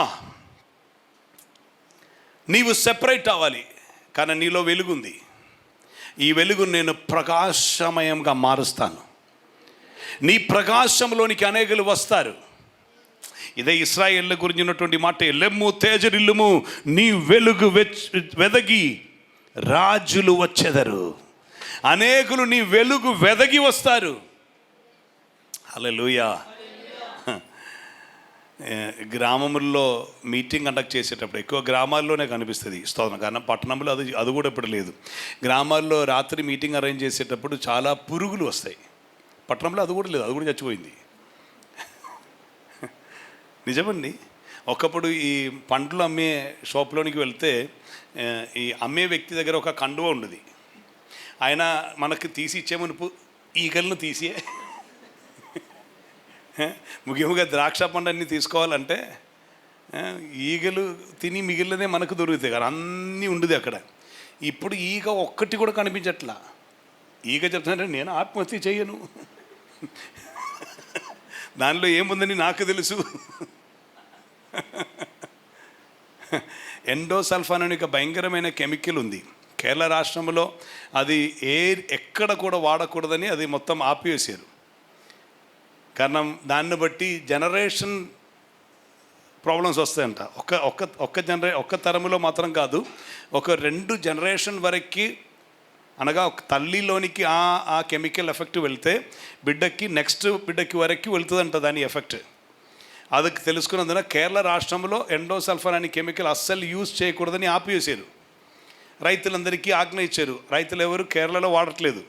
కేరళకి పక్కన ఉన్న కర్ణాటకలో వాళ్ళు ద్రాక్షాలు ఇదే వాడుతున్నారు. ఆ ద్రాక్షయే కేరళలో వస్తుంది. అదే మనకు కూడా దొరుకుతుంది. స్తోత్రం. హల్లెలూయా. ఆమేన్. అందరూ చాలా దీర్ఘాయుతో ఉండాలని ఆశతో ఉన్నారు. స్తోత్రం. ఆమేన్.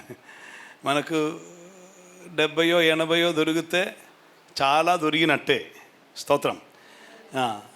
బీపీ డయాబెటిక్ అని అయితే చాలా డిస్కౌంట్ దొరుకుతుంది. ఆమేన్. ఇంకా కెమికల్తో పాటు డిస్కౌంట్ వచ్చి ఇప్పుడు ఆవరేజ్ ఇండియన్ ఆయుసు 46 అంట. మీకు తెలుసా అది? ఆవరేజ్ ఇండియన్ ఒక వయసు 46 అంట. సో మీరు 46 దాటిందంటే చెప్పాలి స్తోత్రం, స్తోత్రం, స్తోత్రం.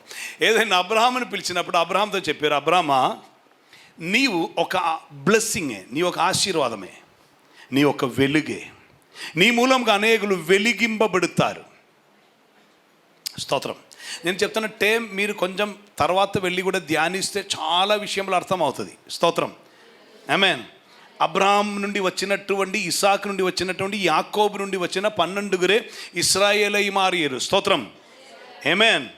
ఈ ఇశ్రాయేల్ను బట్టి, ఈ యూదులను బట్టియే హృదయం హార్ట్ సమస్య వచ్చి ఆగిపోతూ మనిషి చనిపోతున్నప్పుడు దీన్ని పంపు చేయటానికి ఆర్టిఫిషియల్గా ఒకటి ప్లాన్ చేసుకోవచ్చని ఆ యూదుని చేతనే దేవుడు కనిపెట్టారు.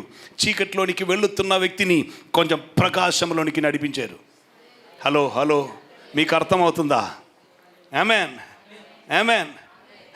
సైకిల్ తొక్కటానికి ఉన్న మొమెండం, ఆ మోషన్, ఆ సిస్టమును వాళ్ళు స్టార్ట్ చేశారు. ఇది వెళుతున్న వ్యక్తి రాత్రి నడిపి ఎక్కడ గుద్ది పడిపోకుండా ఉండడానికి దానికి ఉన్న డైనామో వారు పెట్టారు. హలో ఆమేన్. ఇక నేను చెప్పుకొని వస్తే మీరు ధరించిన వస్త్రం కొన్న టెక్స్టైల్ ఇండస్ట్రీ వాళ్ళు కనిపెట్టారు. పెన్ వాడుతుంటే పెన్ అది వాళ్ళు కనిపెట్టారు. ఇంకా ఎందుకు ఫోన్ వాడుతుంటే దానిలో ఉన్నటువంటి ఐసీ చిప్, ఇంటిగ్రేటెడ్ సర్క్యూట్గా ఉండి ఆ చిప్ అది వారు కనిపెట్టారు. ఆమేన్. ఇంకేమేమి చెప్పాలి? చిన్న విషయం నుండి అటు ఫ్లైట్ వరకు ఉన్నటువంటి అన్నీ.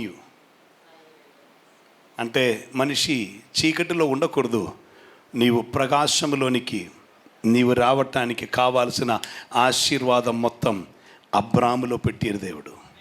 అందుకు అబ్రాముతో చెప్పారు, అబ్రామా ఈ చీకటిలో ఉండవద్దు, నీవు కొంచెం సెపరేట్ అవ్వు.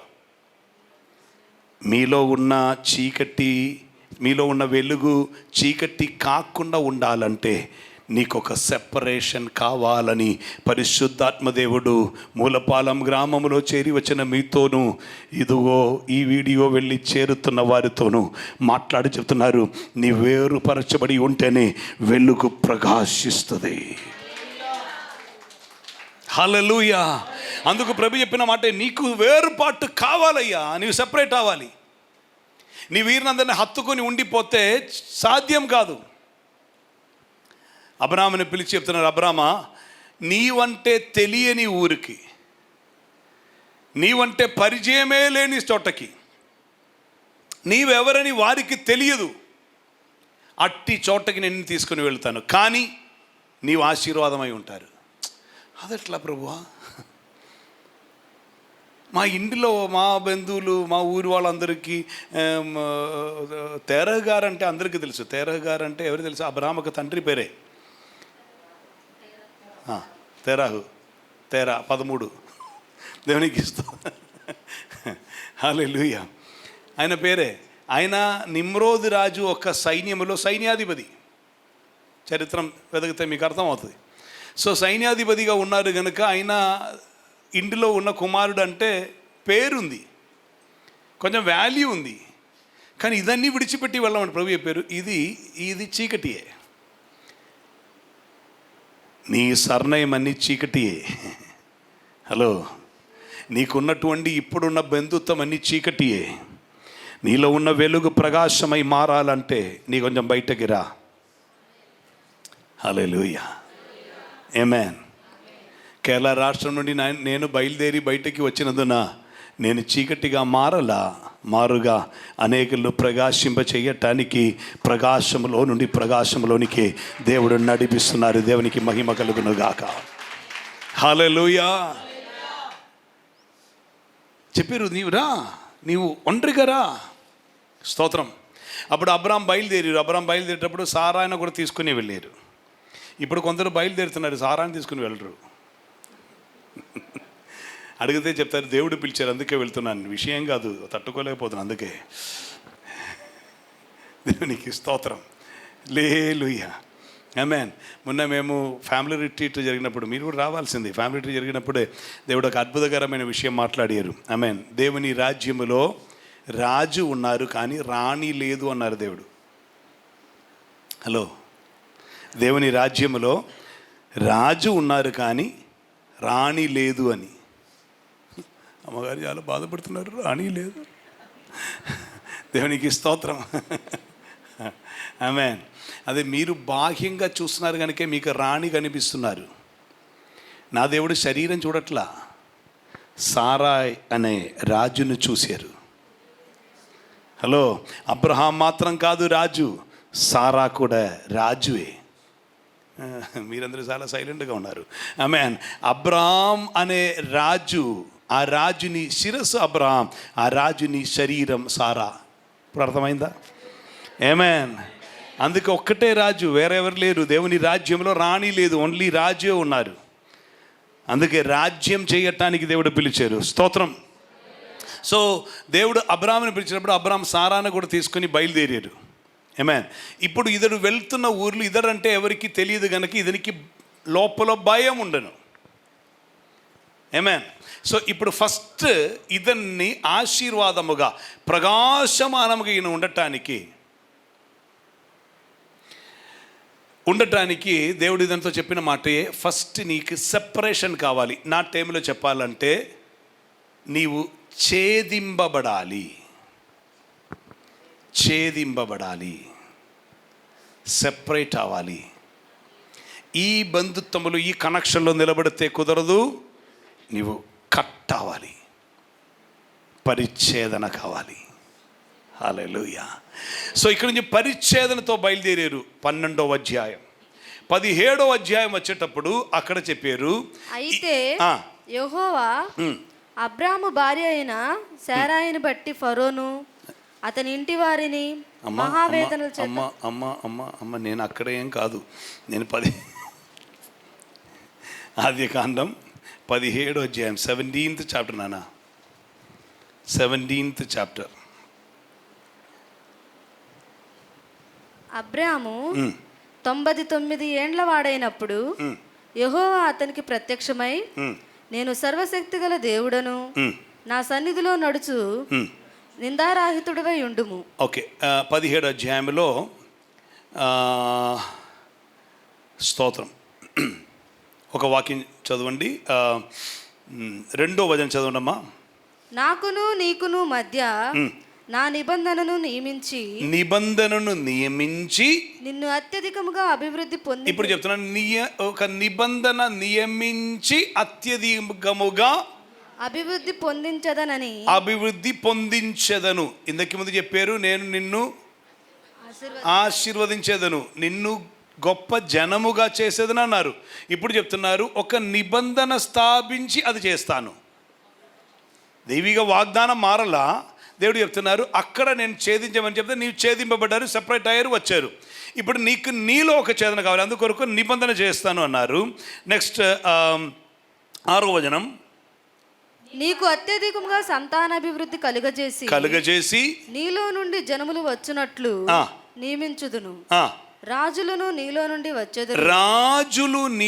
నుండి వచ్చెదరు. స్తోత్రం. ఇంకా 7వ వచనం చూడండి. నేను నీకును నీ తరువాత నీ సంతానమునకును దేవుడునై ఉండునట్లు నాకును నీకును నీ తరువాత వారి తరములలో నీ సంతతికి మధ్య నా నిబంధనను నిత్య నిబంధనగా స్థిరపరచెదను. స్తోత్రం. ఇప్పుడు 10వ వచనం, నాకును నీకును నీ తరువాత సంతతికి మధ్య మీరు గైకొనవలసిన నా నిబంధన ఏదనగా, మీలో ప్రతి మగవాడును సున్నతి పొందవలెను. ఆ పదమును మీరు కొంచెం మార్చి పరిచ్ఛేదన అని రాసుకోండి. సున్నత్ అనే పదం అరబీ భాషలో ఉన్నటువంటి ఒక పదం. ఆ పదం తెలుగు పదం కాదు. ఆ పదముకు మతపరమైనటువంటి ఒక ఆశయము, మతపరమైనటువంటి ఒక అర్థం ఉన్నది. అందుకొరకు ఉపయోగింపబడినటువంటి మాటే అది. తెలుగులో భాషాంతరం చేయబడి కరెక్ట్ అయిన పదప్రయోగం పరిచ్ఛేదన. ఆమేన్. అది కాకుండా అటువంటి ఒక పదం మీరు తెలుగు ఏ డిక్షనరీ వెదగండి, అలాంటి ఒక పదం లేదు. స్తోత్రం. అది అరబీ నుండి వచ్చిన మతపరమైన పదం. ఉర్దూ భాష నుండి డిరైవ్ అయ్యి అరబీలోనికి వచ్చిన, అరబీ నుండి వచ్చినటువంటి ఒక పదం. ఆమేన్. ఇక నువ్వు చెప్పాలంటే అది నా సబ్జెక్ట్ కాదు. స్తోత్రం. సో ఆ పద ప్రయోగం మనకు అక్కర్లేదు. పరిచ్ఛేదన, అందుకే అది కరెక్ట్ చేసి రాసుకోండి. మేము రివైజ్ బైబిల్లో కరెక్ట్ చేసాము. పరిచ్ఛేదన పొందవలను. మీరు సో ఇప్పుడు చూడండి, ఫస్ట్ ఏం చెప్పారంటే ఇంటి నుండి సెపరేషన్. ఓకే, ఇప్పుడు ఇతనిలోనే ఒక సెపరేషన్. అర్థమవుతుందా? వెలుగు చీకటి నుండి వేరుపరిచారు. లోకం మొత్తం వెలుగుగా మారాలి, అందరిలోని దీవెన రావాలి, అందరూ ఆశీర్వపడాలి, అందరికీ మేలు కలగాలి. అందుకొరకు అయ్యా నీలో ఉన్న ఆత్మ నా ఆత్మానుసారంగా నడిపింపబడాలి, నా వాక్యానుసారంగా నడిపింపబడాలి. ఆమేన్. ఈ వాక్యానుసారంగా నడిపింపబడటానికి నీవు ఇక్కడ ఉంటే కుదరదు. ఇక్కడ ఉంటే ఒక ప్రాబ్లం వస్తుంది. ఏమిటంటే నీ పైతృకం నుండి ఉన్న లేదా పారంపర్యం నుండి ఉన్న కొన్నిది నీ మీద ఒత్తిడి చేస్తూ ఉండదు. ఎలా ఒత్తిడి చేస్తూ ఉండదంటే, ఇది మన ఊరి ఆచారం, ఇది మన ఊరిలో ఉన్న సాంప్రదాయం, ఇది మనం చేయవలసిన పద్ధతి, మనం ఇలాగనే ఉండాలి అని నీ మీద ఒక ప్రెషర్ ఉండదు. అందుకొరకు ఏం చేయాలంటే నీవు ఇది ఛేదించి బయటికి రా. స్తోత్రం. ఇప్పుడు ఈయన ఫ్రీ అయ్యారు, ఈయనకి ఐడెంటిటీ లేదు. ఇప్పుడు అర్థమవుతుందా?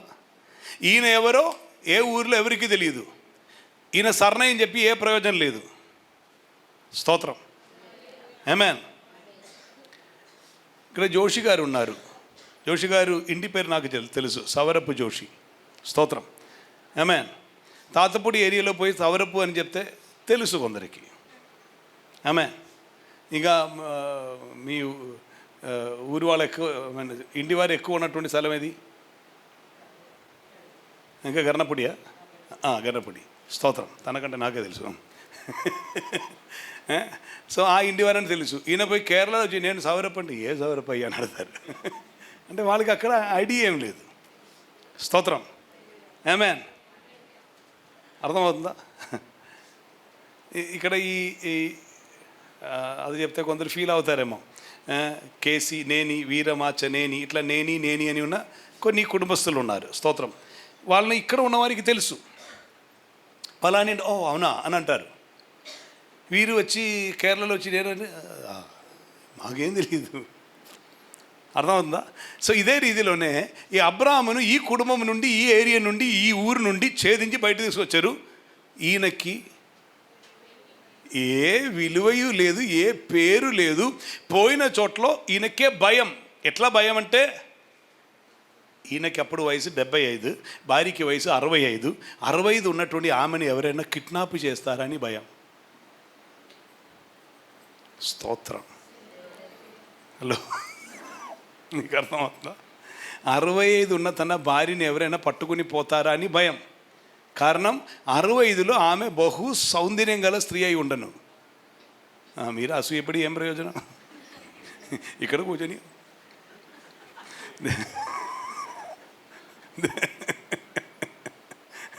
యెహోవా కొరకు ఎదురు చూచువారు నూతన బలం పొందెదరు, వారు పక్షిరాజుల వలె రెక్కలు చాపి పైకి ఎగిరెదరు, బాలురు తొట్టులుదురు. కానీ వీరేం చేస్తారు తెలుసా? అలయగా పరిగెత్తెదరు. స్తోత్రం. దేవుని కొరకు కనిపెడితే నీ యవ్వనమును దేవుడే నూతన పరుస్తూనే ఉంటారు. హలో, కావాలంటే తీసుకుంటే చాలు. కొందరు ఓకే, దేవునికి స్తోత్రం. హల్లెలూయా. సో ఈయన పోయినటువంటి ఊరిలో ఈయనకే భయం ఉంది, ఏమవునో తెలియదు. కానీ దేవుడు ఆయనకి తోడుగా ఉండను. హల్లెలూయా. ఒక దేశంలో ఉన్న రాజు సారాన్ని తీసుకుని పోయేటప్పుడు ఆ రాజు వద్దకు దేవుడు చెప్పారు, ముట్టవద్దు అన్నారు. అదలో ఒక ప్రవక్త తిరిగివరా అన్నారు. భయపడిపోయి నీవెందుకయ్యా అలా చెప్పారు? హలో. తర్వాత అబ్రహాం వారిని ఆశీర్వదిస్తేనే వారికి ఆశీర్వాదం. మీకు అర్థమవుతుందా? తన మాట చెప్పున నడుస్తున్న వ్యక్తికి మనుష్యులు, ఇండివారు, బంధువులు, సహోదరులు ఎవరు తోడుగా ఉండకపోవచ్చు, కానీ వెళ్ళమని చెప్పి పంపిన వాడు తోడుగానే ఉంటారు. ఆమేన్. అందుకే పంపబడిన వాడై అపోస్తలుగా బయలుదేరుతున్న వ్యక్తికి ఒక ధైర్యం ఉంటుంది, నన్ను పంపిన వాడు నాకు తోడుగా ఉన్నారు. హల్లెలూయా. ఆమేన్. కారణం మేము ఉద్యోగం మీదకి బయలుదేరి వచ్చిన వారు కారు, వాక్యముకు లోబడి బయలుదేరి వచ్చాం. ఆమేన్. దేవుని మాటకి బయలుదేరి వెళుతున్నప్పుడు వ్యత్యాసం ఉండదు. కొందరు ఉద్యోగం కొరకు బయలుదేరి వెళ్ళిన తర్వాత దేవుడు పంపించారు అంటున్నారు. దేవుడేం పంపలా, నీ ఉద్యోగం కొరకు వెళ్ళారు. స్తోత్రం. హల్లెలూయా. ఆమేన్. మీకు అర్థమవుతుందా? సో అలా వచ్చినటువంటి అబ్రహాముతో వయస్సు 99 అయినప్పుడు దేవుడు చెప్తున్నారు, నీకు 86 ఉన్నప్పుడు నీవు కొంచెం ఆరోగ్యం ఉందని నీవు అనుకున్నారు. పాపం నీవు సంతోషిస్తున్నారు, అక్కడ ఇస్మాయిల్ గెంతులు వేస్తున్నారు, అక్కడ ఉండి హాగర్ నవ్వుతుంది ఆమె. అటువైపు చూడు, సారాయి మాత్రం బాధతో ఉన్నారు. అందుకొరకు ఈ స్థితి కరెక్ట్ అవ్వదు. ఇప్పుడు నీలోనే పరిచ్ఛేదన కావాలి. అందుకొరకు దేవుడు చెప్పారు, నేను నీతో నిబంధన చేస్తున్నాను, నీ తర్వాత పిల్లలందరికీ ఉండుది. అందుకొరకు పరిచ్ఛేదన అని నిబంధనలోనికి తీసుకొచ్చారు. సో ఇప్పుడు అక్కడ అది ఆజ్ఞ అయి ఉండను, ఇక్కడ అది నిబంధనగా మారింది. అర్థమవుతుందా? ఇంటి నుండి ఛేదింపబడమని చెప్పేటప్పుడు అదొక కమాండ్, అదొక ఆజ్ఞ. ఇప్పుడు తనలోనికి వచ్చేటప్పుడు అదొక నిబంధనగా మారును. నీ నుండి రాజులు వచ్చేదరు అన్నారు. అర్థమవుతుందా? ఇప్పుడు 23వ అధ్యాయం 6వ వచనంలోనికి వెళ్ళండి. 23వ అధ్యాయం 6వ వచనం. నీవు మా మధ్యను మహారాజువై ఉన్నావు. ఒక్క నిమిషం. ఆమేన్. దానికి ముందు ఒక వాక్యం ఉందమ్మా, అది కూడా చదవండమ్మా. మా మాట వినుము, నీవు మా మధ్యను మహారాజువై ఉన్నావు. ఎవరితో చెప్పారని అక్కడ అర్థమవుతుంది, అందుకే ముందు వాక్యం చదవని. హేతు కుమారులు అయ్యా మా మాట వినుము, నీవు ఇప్పుడు హేతు కుమారులు వచ్చి అబ్రహాముతో మాట్లాడుతున్న మాట, అయ్యా నీవు మా మధ్య మా మాట వినుము, నీవు మా మధ్యను మహారాజువై ఉందా? అక్కడ రాసి ఉందా? ఐడెంటిటీ లేకుండా ఒంటరిగా బయలుదేరిన వ్యక్తి ఇప్పుడు ఎవరయ్యారంట? అర్థమవుతుందా? హేతు కుమారులు చెప్తున్నారు, అయ్యా ఇప్పుడు నీవు చెప్తే మేము వింటాం. హలో, మీకు అర్థమవుతుందా? ఆయన మాట చెప్పున నీవు అడ్డుకు పట్టడం మొదలు పెడితే, ఆయన మాట నీ నోట బయలుదేరటం మొదలవుతున్న సమయం, ఆయన చక్రవర్తి అయితే నిన్ను మహారాజు వలె మార్చుస్తారు. నీ నోట నుంచి వస్తున్న మాటలో అధికారం ఉండదు, నీ చెప్తున్న మాటలు నెరవేరుతూ ఉండదు. హల్లెలూయా. ఈ వేరుపాటులో ఉన్న ప్రత్యేకత ఇదియే, ఆ వ్యక్తి అధికారం గల వ్యక్తి అయి మారుతారు. హల్లెలూయా, ఆమేన్, గ్లోరీ టు గాడ్. స్తోత్రం. నేను 97లో సిట్రా కెమికల్స్లో మార్కెటింగ్ డైరెక్టర్గా ఉండను. దేవునికి స్తోత్రం. నేను ఆ కెమికల్ కంపెనీలో మార్కెటింగ్ డైరెక్టర్గా ఉండి ఇక్కడ వచ్చి నిలబడితే మీరు కాదు, మీ ఇంట్లో ఉన్న పిల్లి కూడా ఇక్కడ వచ్చేది కాదు వాక్యం వినటానికి. హలో, కానీ దేవుడు చెప్పారు, ఉద్యోగం విడిచిపెట్టు బయలుదేరమని చెప్పారు. ఆయన మాటకి లోబడి బయలుదేరినందున వయస్సు వ్యత్యాసం లేకుండా, విద్యాభ్యాస యోగ్యతలో ఉన్న వ్యత్యాసం ఏది లేకుండా, ఉద్యోగం అని హెచ్చింపో తగ్గింపో ఏది లేకుండా, ప్రతి ఒక్కరూ ఈ నోటి ద్వారా వాక్యం వినే రీతిలో నా దేవుడు నిలబడుతున్నప్పుడు, హల్లెలూయా, నేను ధైర్యంగా చెప్పగలను, దేవుడు చెప్పిన మాటకి లోబడి నీ బయలుదేరితే నీ నోట అధికారం వ్యాపిస్తూ ఉండదు. హల్లెలూయా, ఆమేన్. నేను కొన్ని సమయం విదేశం వెళ్ళేటప్పుడు ఆలోచిస్తూ ఉంటారు, అక్కడ వాళ్ళు సాధారణంగా ఈ ఊరిలోనికి వచ్చేటప్పుడు చాలా ధనవంతులే. అక్కడ ఉన్న విద్యాభ్యాస యోగ్యతను బట్టి ఒక చోటకి నేను వెళ్ళేటప్పుడు, ఆయన IIIT నుండి గోల్డ్ మెడల్ దొరికిన వ్యక్తి, ఆయన మంచి ఉద్యోగములు అక్కడ ఉన్నారు. ఈ వ్యక్తి వచ్చి నాతో వద్దు పాస్టర్ గారు అని చెప్పి నా స్ట్రోలీ బ్యాగ్ అన్ని పట్టుకొని ఆయన ముందు వెళ్తున్నారు.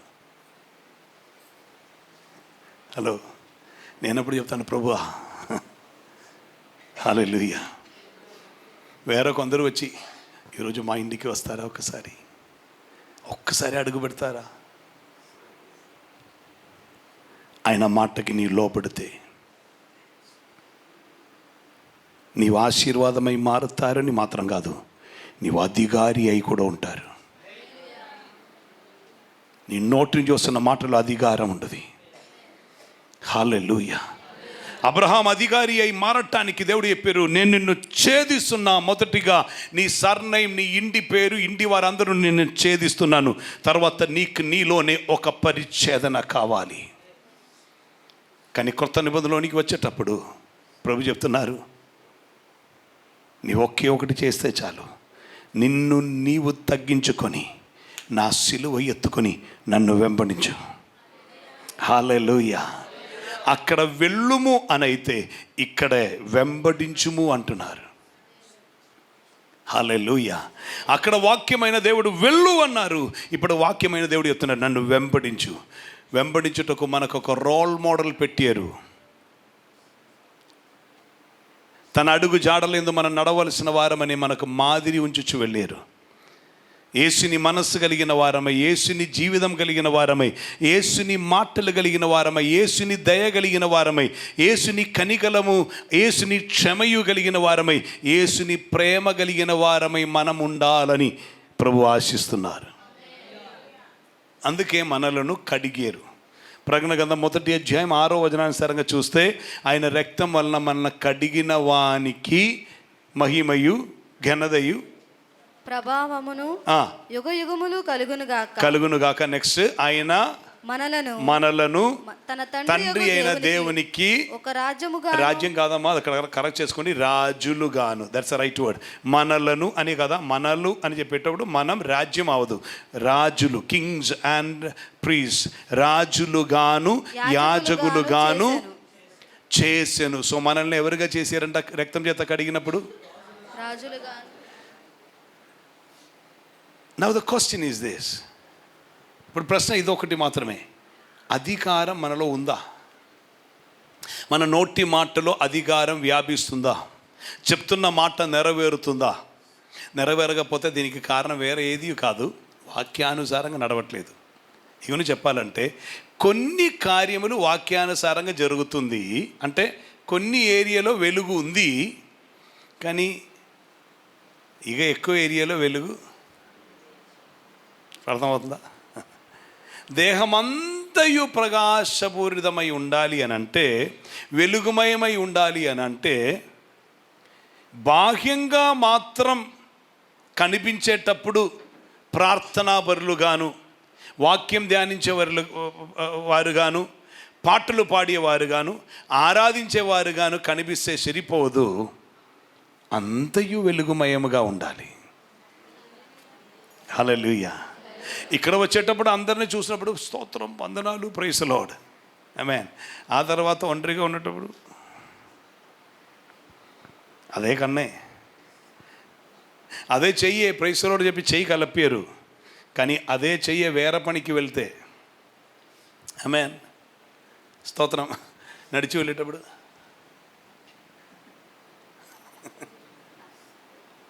హలో,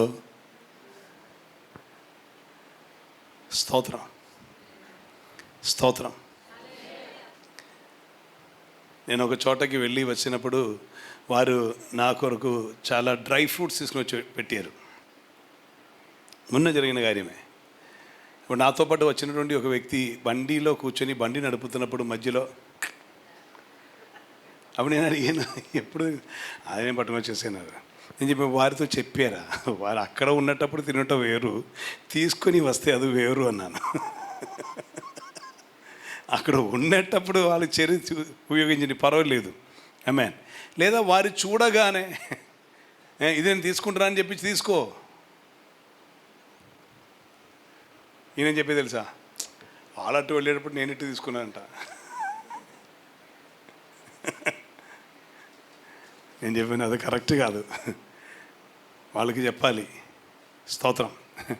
ఇప్పుడు నేను ఫోన్ చేసి మాట్లాడుతున్నప్పుడు నేను చెప్పిన, మేము కొంచెం డ్రై ఫ్రూట్స్ కూడా అక్కడి నుంచి పట్టుకుని, అయ్యో అయ్యా మీ కొరకే పెట్టాం, ఫ్రీ అయింది కదా, నేను తీసుకోలేదు, నాతో పాటు వచ్చిన వ్యక్తి తీసుకున్నారు. హలో. ప్రతి ఏరియాలోనూ దేవుడు మనల్ని చెక్ చేస్తూ ఉంటారు. శరీరమందయు ప్రకాశపూరితమై ఉంటే నీ వెళుతున్న చోటలెల్లా చీకటి వెళ్ళిపోతుంది, చీకటి క్రియలు లయమైపోతుంది. మొన్న 27వ తారీఖున నేను బాంబేలో ఉండను, ఒక వివాహం. ఆ వివాహంలో వచ్చినటువంటి పాస్టర్ గారు చాలా పేరు పొందిన ఒక పరిచర్యలో ఉన్న వ్యక్తియే, చాలా పేరున్న ఒక పరిచర్య, పంజాబీలో ఉంది, పేర్లు ఏం చెప్పట్లేదు. సో ఈ వ్యక్తికి నవ్వటమే రాదు. ఆయన చాలా సీరియస్గా ఉండియే వివాహ ఏం చెప్పాలి సాలమ్నైజేషన్ కార్యక్రమం నిర్వహిస్తున్నారు. చాలా సీరియస్గా ఉండి చివరికి ఈయన భార్యాభర్తల మధ్యలో ఉన్న ఈ కవనెంట్ చెప్పించటం మర్చిపోయారు. అన్నీ చెప్పారు, సీరియస్గా అని చెప్పారు అన్నీ. చివరికి వీరి మధ్యలో ఉన్న కవనెంట్ కూడా చేయించకుండా ఇప్పుడు రింగ్ మార్చుకోండి ఇదని చెప్పారు. ఈయన వెళ్ళిపోయారు. నేను ఆలోచన, ఇదేంటి కవనెంట్ కూడా చేయించలేదు వీరి చేత. స్తోత్రం. తర్వాత ఇది అయిపోయిన తర్వాత నేను మెసేజ్కి ఇచ్చారు. నేను మెసేజ్కి వచ్చి వీరిని కొంచెం రెడీ చేయడానికి కొంచెం టైం పట్టింది. దేవునికి స్తోత్రం. తిరిగి నేను కవనెంట్ గురించి చెప్పేటప్పుడు వీళ్ళు ఇదయ్యారు. వీళ్ళు నా దగ్గరికి వచ్చి చెప్పారు, అపోస్తలుజీ మేము కవనెంట్ చెప్పలేదు కదా. నేను చెప్పాను, నో ప్రాబ్లం, మనం ఇప్పుడు చెప్తాం. అందుకొరకు మెయిన్ టీంని మొత్తం ఫుడ్కి వెళ్ళిపోయేటప్పుడు వాళ్ళ ఫ్యామిలీ మెంబర్స్ మాత్రం నిలబెట్టి వారి మధ్యలో ఉన్నటువంటి కవనెంట్ వాళ్ళ చేత చెప్పించి తర్వాత నేనే డిక్లేర్ చేశాను, వీరిని భార్య భర్తగా డిక్లేర్ చేశాను. దేవునికి స్తోత్రం. అప్పుడు వారు చెప్పి ఇప్పుడే ఒక తృప్తి వచ్చింది. స్తోత్రం. ఇది అయిపోయిన తర్వాత ప్రార్థన చేయడానికి చాలామంది వచ్చారు. ఆమేన్. యవనస్తులైనటువంటి చాలామంది పిల్లలు, ఆడపిల్లలు ఉన్నారు, మగపిల్లలు 2-3 4 ఉన్నారు, ఆడపిల్లలు చాలామంది ఉన్నారు. మీకు తెలుసు కదా, మ్యారేజ్ అని చెప్పేటప్పుడు ఇంకా నార్త్ ఇండియన్ మ్యారేజ్ అయితే చెప్పనక్కర్లేదు. వాళ్ళు ఉన్న మేకప్ మొత్తం ఏమేమి దొరుకుతో మొత్తం కలర్ వేసుకుని వచ్చేస్తారు. పాప ఈ పిల్లలందరూ ఇలా వచ్చి నిలబడ్డారు. నేను ప్రేయర్ చేయడానికి అక్కడ నిలబడ్డాను, వీరి నా చుట్టూ నిలబడి ఉన్నారు. దేవునికి స్తోత్రం. నేను దైవ సాన్నిధ్యం కొరకు దేవుని అడిగాను అంతే. ప్రభా నీ సాన్నిధ్యం దిగి రావాలని అడిగాను. ఈ మేకప్లు వచ్చిన పిల్లలు మొత్తం ఏడవట్ట మొదలైంది, అరుపు మొదలైంది, తర్వాత కొందరు కింద పట్ట మొదలైంది, ఏడ్చుకొని కింద పడుతున్నారు. పశ్చాత్తాపం, పరిశుద్ధాత్మ సాన్నిధ్యం దిగి వచ్చినప్పుడు మారు మనసు అనుభవంలోనికి వెళ్ళారు. దేవునికి స్తోత్రం. ఆమేన్. 9:30కి సెషన్ ముగించి 10 గంటలకి అక్కడ మొత్తం లైట్ ఆర్పి రావాలి. మేము అక్కడి నుంచి బయలుదేరినది 11:45కి. స్తోత్రం. కారణం ఈ గ్రూప్ అయిపోయిన తర్వాత ఇంకొక గ్రూప్ వచ్చారు, ఇంకొక గ్రూప్ అని ప్రార్థనలో అక్కడ ఉండిపోయి అదొక రివైవల్ మీటింగ్ లాగా మారిపోయింది. నేను దేవుని మహిమపరుస్తున్నాను. ప్రభు చెప్తున్నారు, నేను నిన్ను పంపుతున్నప్పుడు చీకటి తొలగిపోవాలి, వెలుగుమయమై మారాలి. అందుకు దేహమందయు ప్రకాశమానంగా ఉండాలి అని పరిశుద్ధాత్ముడు నాకు ఇచ్చినటువంటి ఆలోచనలో కొంచెమే తీసి నేను మీకు ఇస్తున్నాను. మనలో ప్రతి ఒక్కరి ద్వారా ఇది చేయాలని ప్రభు ఆశిస్తున్నారండి. మనం వెళుతున్న చోటలెల్లా ఆ ప్రకాశం రావాలని, సాతాన్య చీకటి తొలగిపోవాలని, ఇగను రీతిలో చెప్పాలంటే ఆశీర్వాదం రావాలని, రాజులై ఉన్న మన నోట నుండి అధికారం బయలుదేరాలని. హల్లెలూయా. నీవు చెప్తున్న మాట చెప్పున కార్యములు నెరవేరుతుంది, దురాత్మ క్రియలు లయమైపోతుంది. నీవు అధికారి అని నిరూపించాలి. ఈ భూమిని అడుగుపెట్టి ఏలటానికి దేవుడు మనల్ని పిలిచారు. సామాన్య వ్యక్తులై ఉండటానికి దేవుడు నన్ను నిన్ను పిలువలా, ఏలటానికి పిలిచారు. హల్లెలూయా. యెహోషువ నీవు అడుగుపెట్టు ప్రాంతం నీకు ఇస్తాను. హల్లెలూయా. ఒక ఏరియాలోనికి అడుగుపెట్టి అక్కడ నిలబడి చెప్పాలి, ఈ ఏరియాలో ఉన్న విగ్రహారాధన తొలగిపోవాలి, వ్యభిచారం ఆగిపోవాలి, మంత్రవాదం లయమైపోవాలి. నీలో ఉండి పరిశుద్ధాత్మ దేవుడు క్రియ చేస్తారు, చీకటి లయమైపోతుంది. హల్లెలూయా. నన్ను మూల పొలంలోనికి దేవుడు పంపించేటప్పుడు దేవునికి ఒక ఉద్దేశం ఉన్నది. కొందరు లేవనెత్తబడాలి. నా దేవుడు కొందరిని లేవనెత్తుతున్న సమయం వచ్చి ఉన్నది. హల్లెలూయా, హల్లెలూయా. నేను పూర్తిగా నమ్ముతున్నాను, ఇక్కడ నుండి కొందరు బయలుదేరుతారు, కొన్ని ప్రాంతంలోనికి అడుగుపెట్టి చెప్తారు, చీకటి తొలగిపోవును గాక. హల్లెలూయా. వెలుగు వ్యాపించాలి. హల్లెలూయా. ఈరోజు ఇక్కడ వాక్యం వింటున్నప్పుడే కొందరిలో ఉన్న చీకటి తొలగిపోతున్నది. పరిశుద్ధాత్మ దేవుడు చూపిస్తున్నారు. హల్లెలూయా, హల్లెలూయా. ఇప్పటి వరకు నిన్ను నియంత్రించిన, నీ మీద ఏలుబడి చేసి నిన్ను కంట్రోల్ చేసిన దురాత్మ క్రియలు, సాతాని తంత్రములు ఈ నిమిషం లయమైపోవును గాక.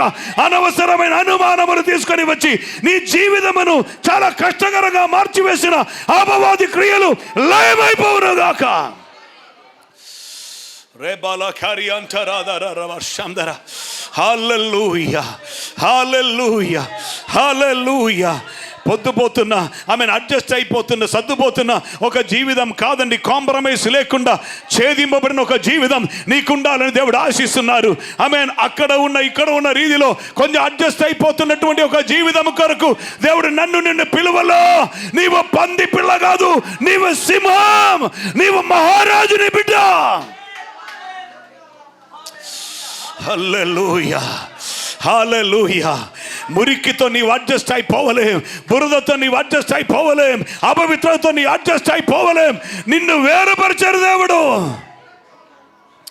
కొంచెం ఏరియాలో మాత్రం వాక్యానుసారంగా నడుస్తూ ఆదివారం మాత్రం ఆరాధన చేసి మిగిలిన సోమవారం నుండి శనివారం వరకు అపవిత్రతలోను అశుద్ధిలోను లోకానుసారము నడవటానికి దేవుడు నిన్ను పిలువలో, నిన్ను ఆయన పేరు పెట్టి పిలిచారు, నిన్ను రక్తం ఇచ్చి కొన్నారు యేసు.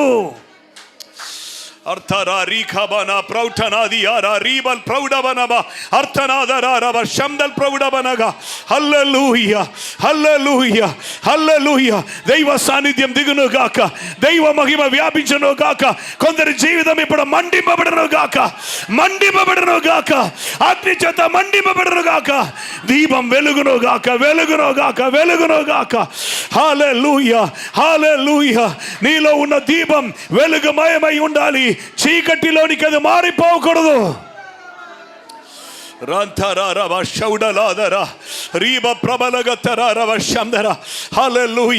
అడ్జస్ట్మెంట్లో ఉన్న ఒక మాట కానీ, ఒక అపవిత్ర చూపు కానీ, ఒక అపవిత్ర తలంపు కానీ, నా దీపము నా వెలుగు నా ఆత్మకు ఆహారము వాక్యమే జీవవాక్యమే, వాక్యమైన దైవమే, వాక్యమే జీవవాక్యమే, వాక్యమైన దైవమే.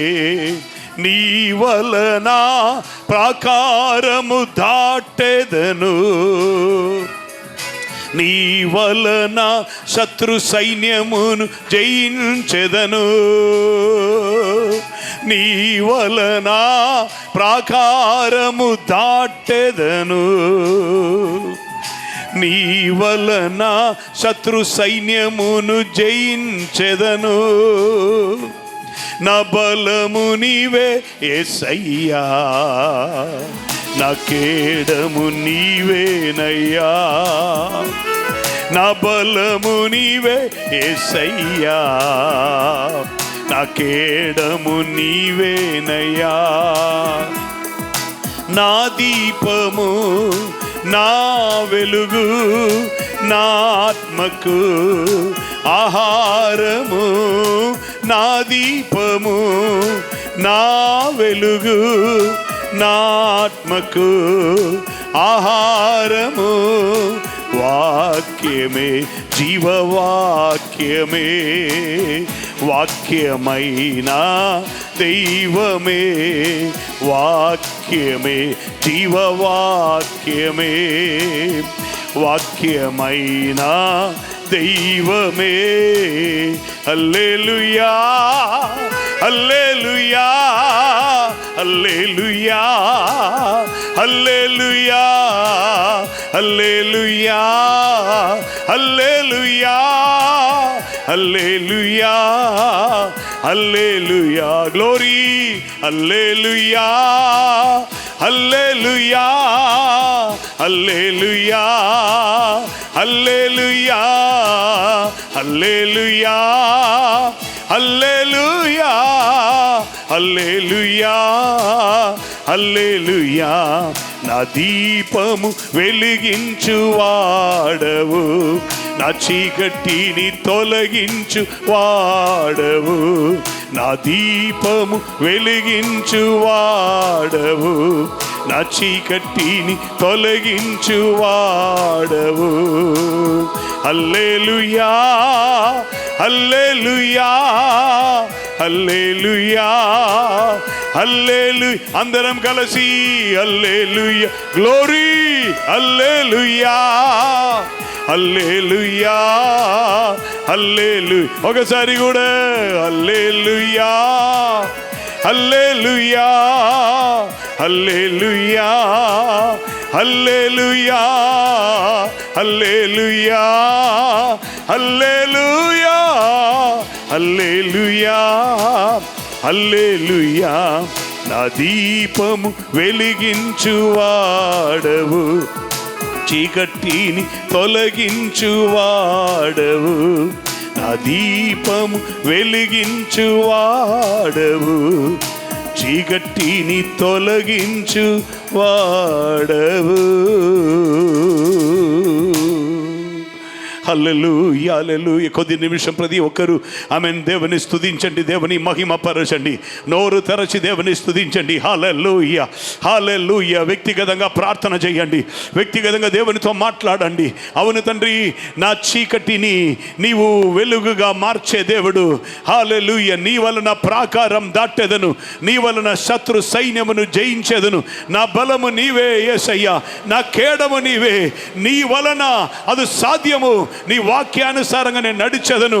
నీ వాక్యం నాకు జీవమై ఉన్నది, అది జీవాహారమై ఉన్నది. నా ఆత్మకి ఆహారమైన వాక్యం దొరుకుతున్నప్పుడు చీకటి తొలగిపోతున్నది. ఆమేన్. వాక్యపు వెలుగులో నేను నడిచేదన ప్రభువా. ఎక్కడికి తెలియకుండా అబ్రాహాము బయలుదేరినను. ఇదిగో హెబ్రీయులకి రాసిన పత్రిక చదువుతున్నప్పుడు దేవుడే నిర్మాణకుడై, దేవుడే శిల్పిగా ఉన్న పునాదులు గల పట్టణము కొరకు ఎదురు చూచుచు వాగ్దాన దేశంలో పరవాసి వలె జీవించారు అని. హల్లెలూయా హల్లెలూయా. అట్టి కృప మనకు కావాలి, అట్టి నిశ్చేద మనకు కావాలి. ఆ నిత్య రాజ్యం చేరాలని ఆశతో మనం ఉండగలగాలి. హల్లెలూయా. నేను వెళ్ళుట మంచిది, నేను వెళ్ళిన తర్వాత మీతో ఎల్లప్పుడూ ఉండుటకు మరి ఒక ఆదరణకర్తను అనగా కార్యకర్తను అనగా పరిశుద్ధాత్మను నీ కొరకు పంపెదను. ఆయన మిమ్మల్ని సర్వసత్యములోనికి నడిపిస్తారు.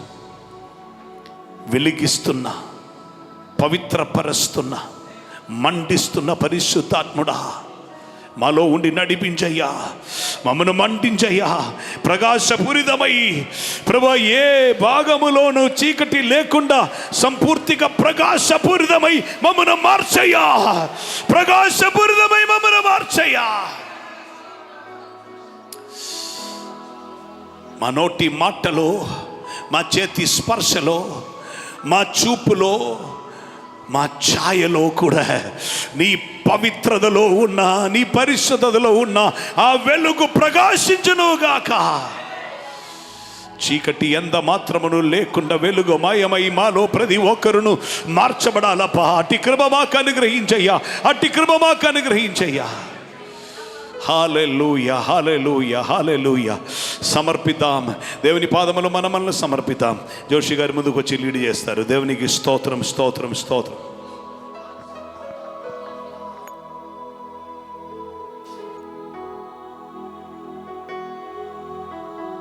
హల్లెలూయా హల్లెలూయా హల్లెలూయా హల్లెలూయా హల్లెలూయా హల్లెలూయా. పరిశుద్ధుడా, జీవాధిపతి అనే యేసయ్యా మీకు స్తోత్రం చెల్లిస్తున్నాం ప్రభువా. మీలో వెలుగు ఉండెను, ఆ వెలుగు చీకటి కాకుండా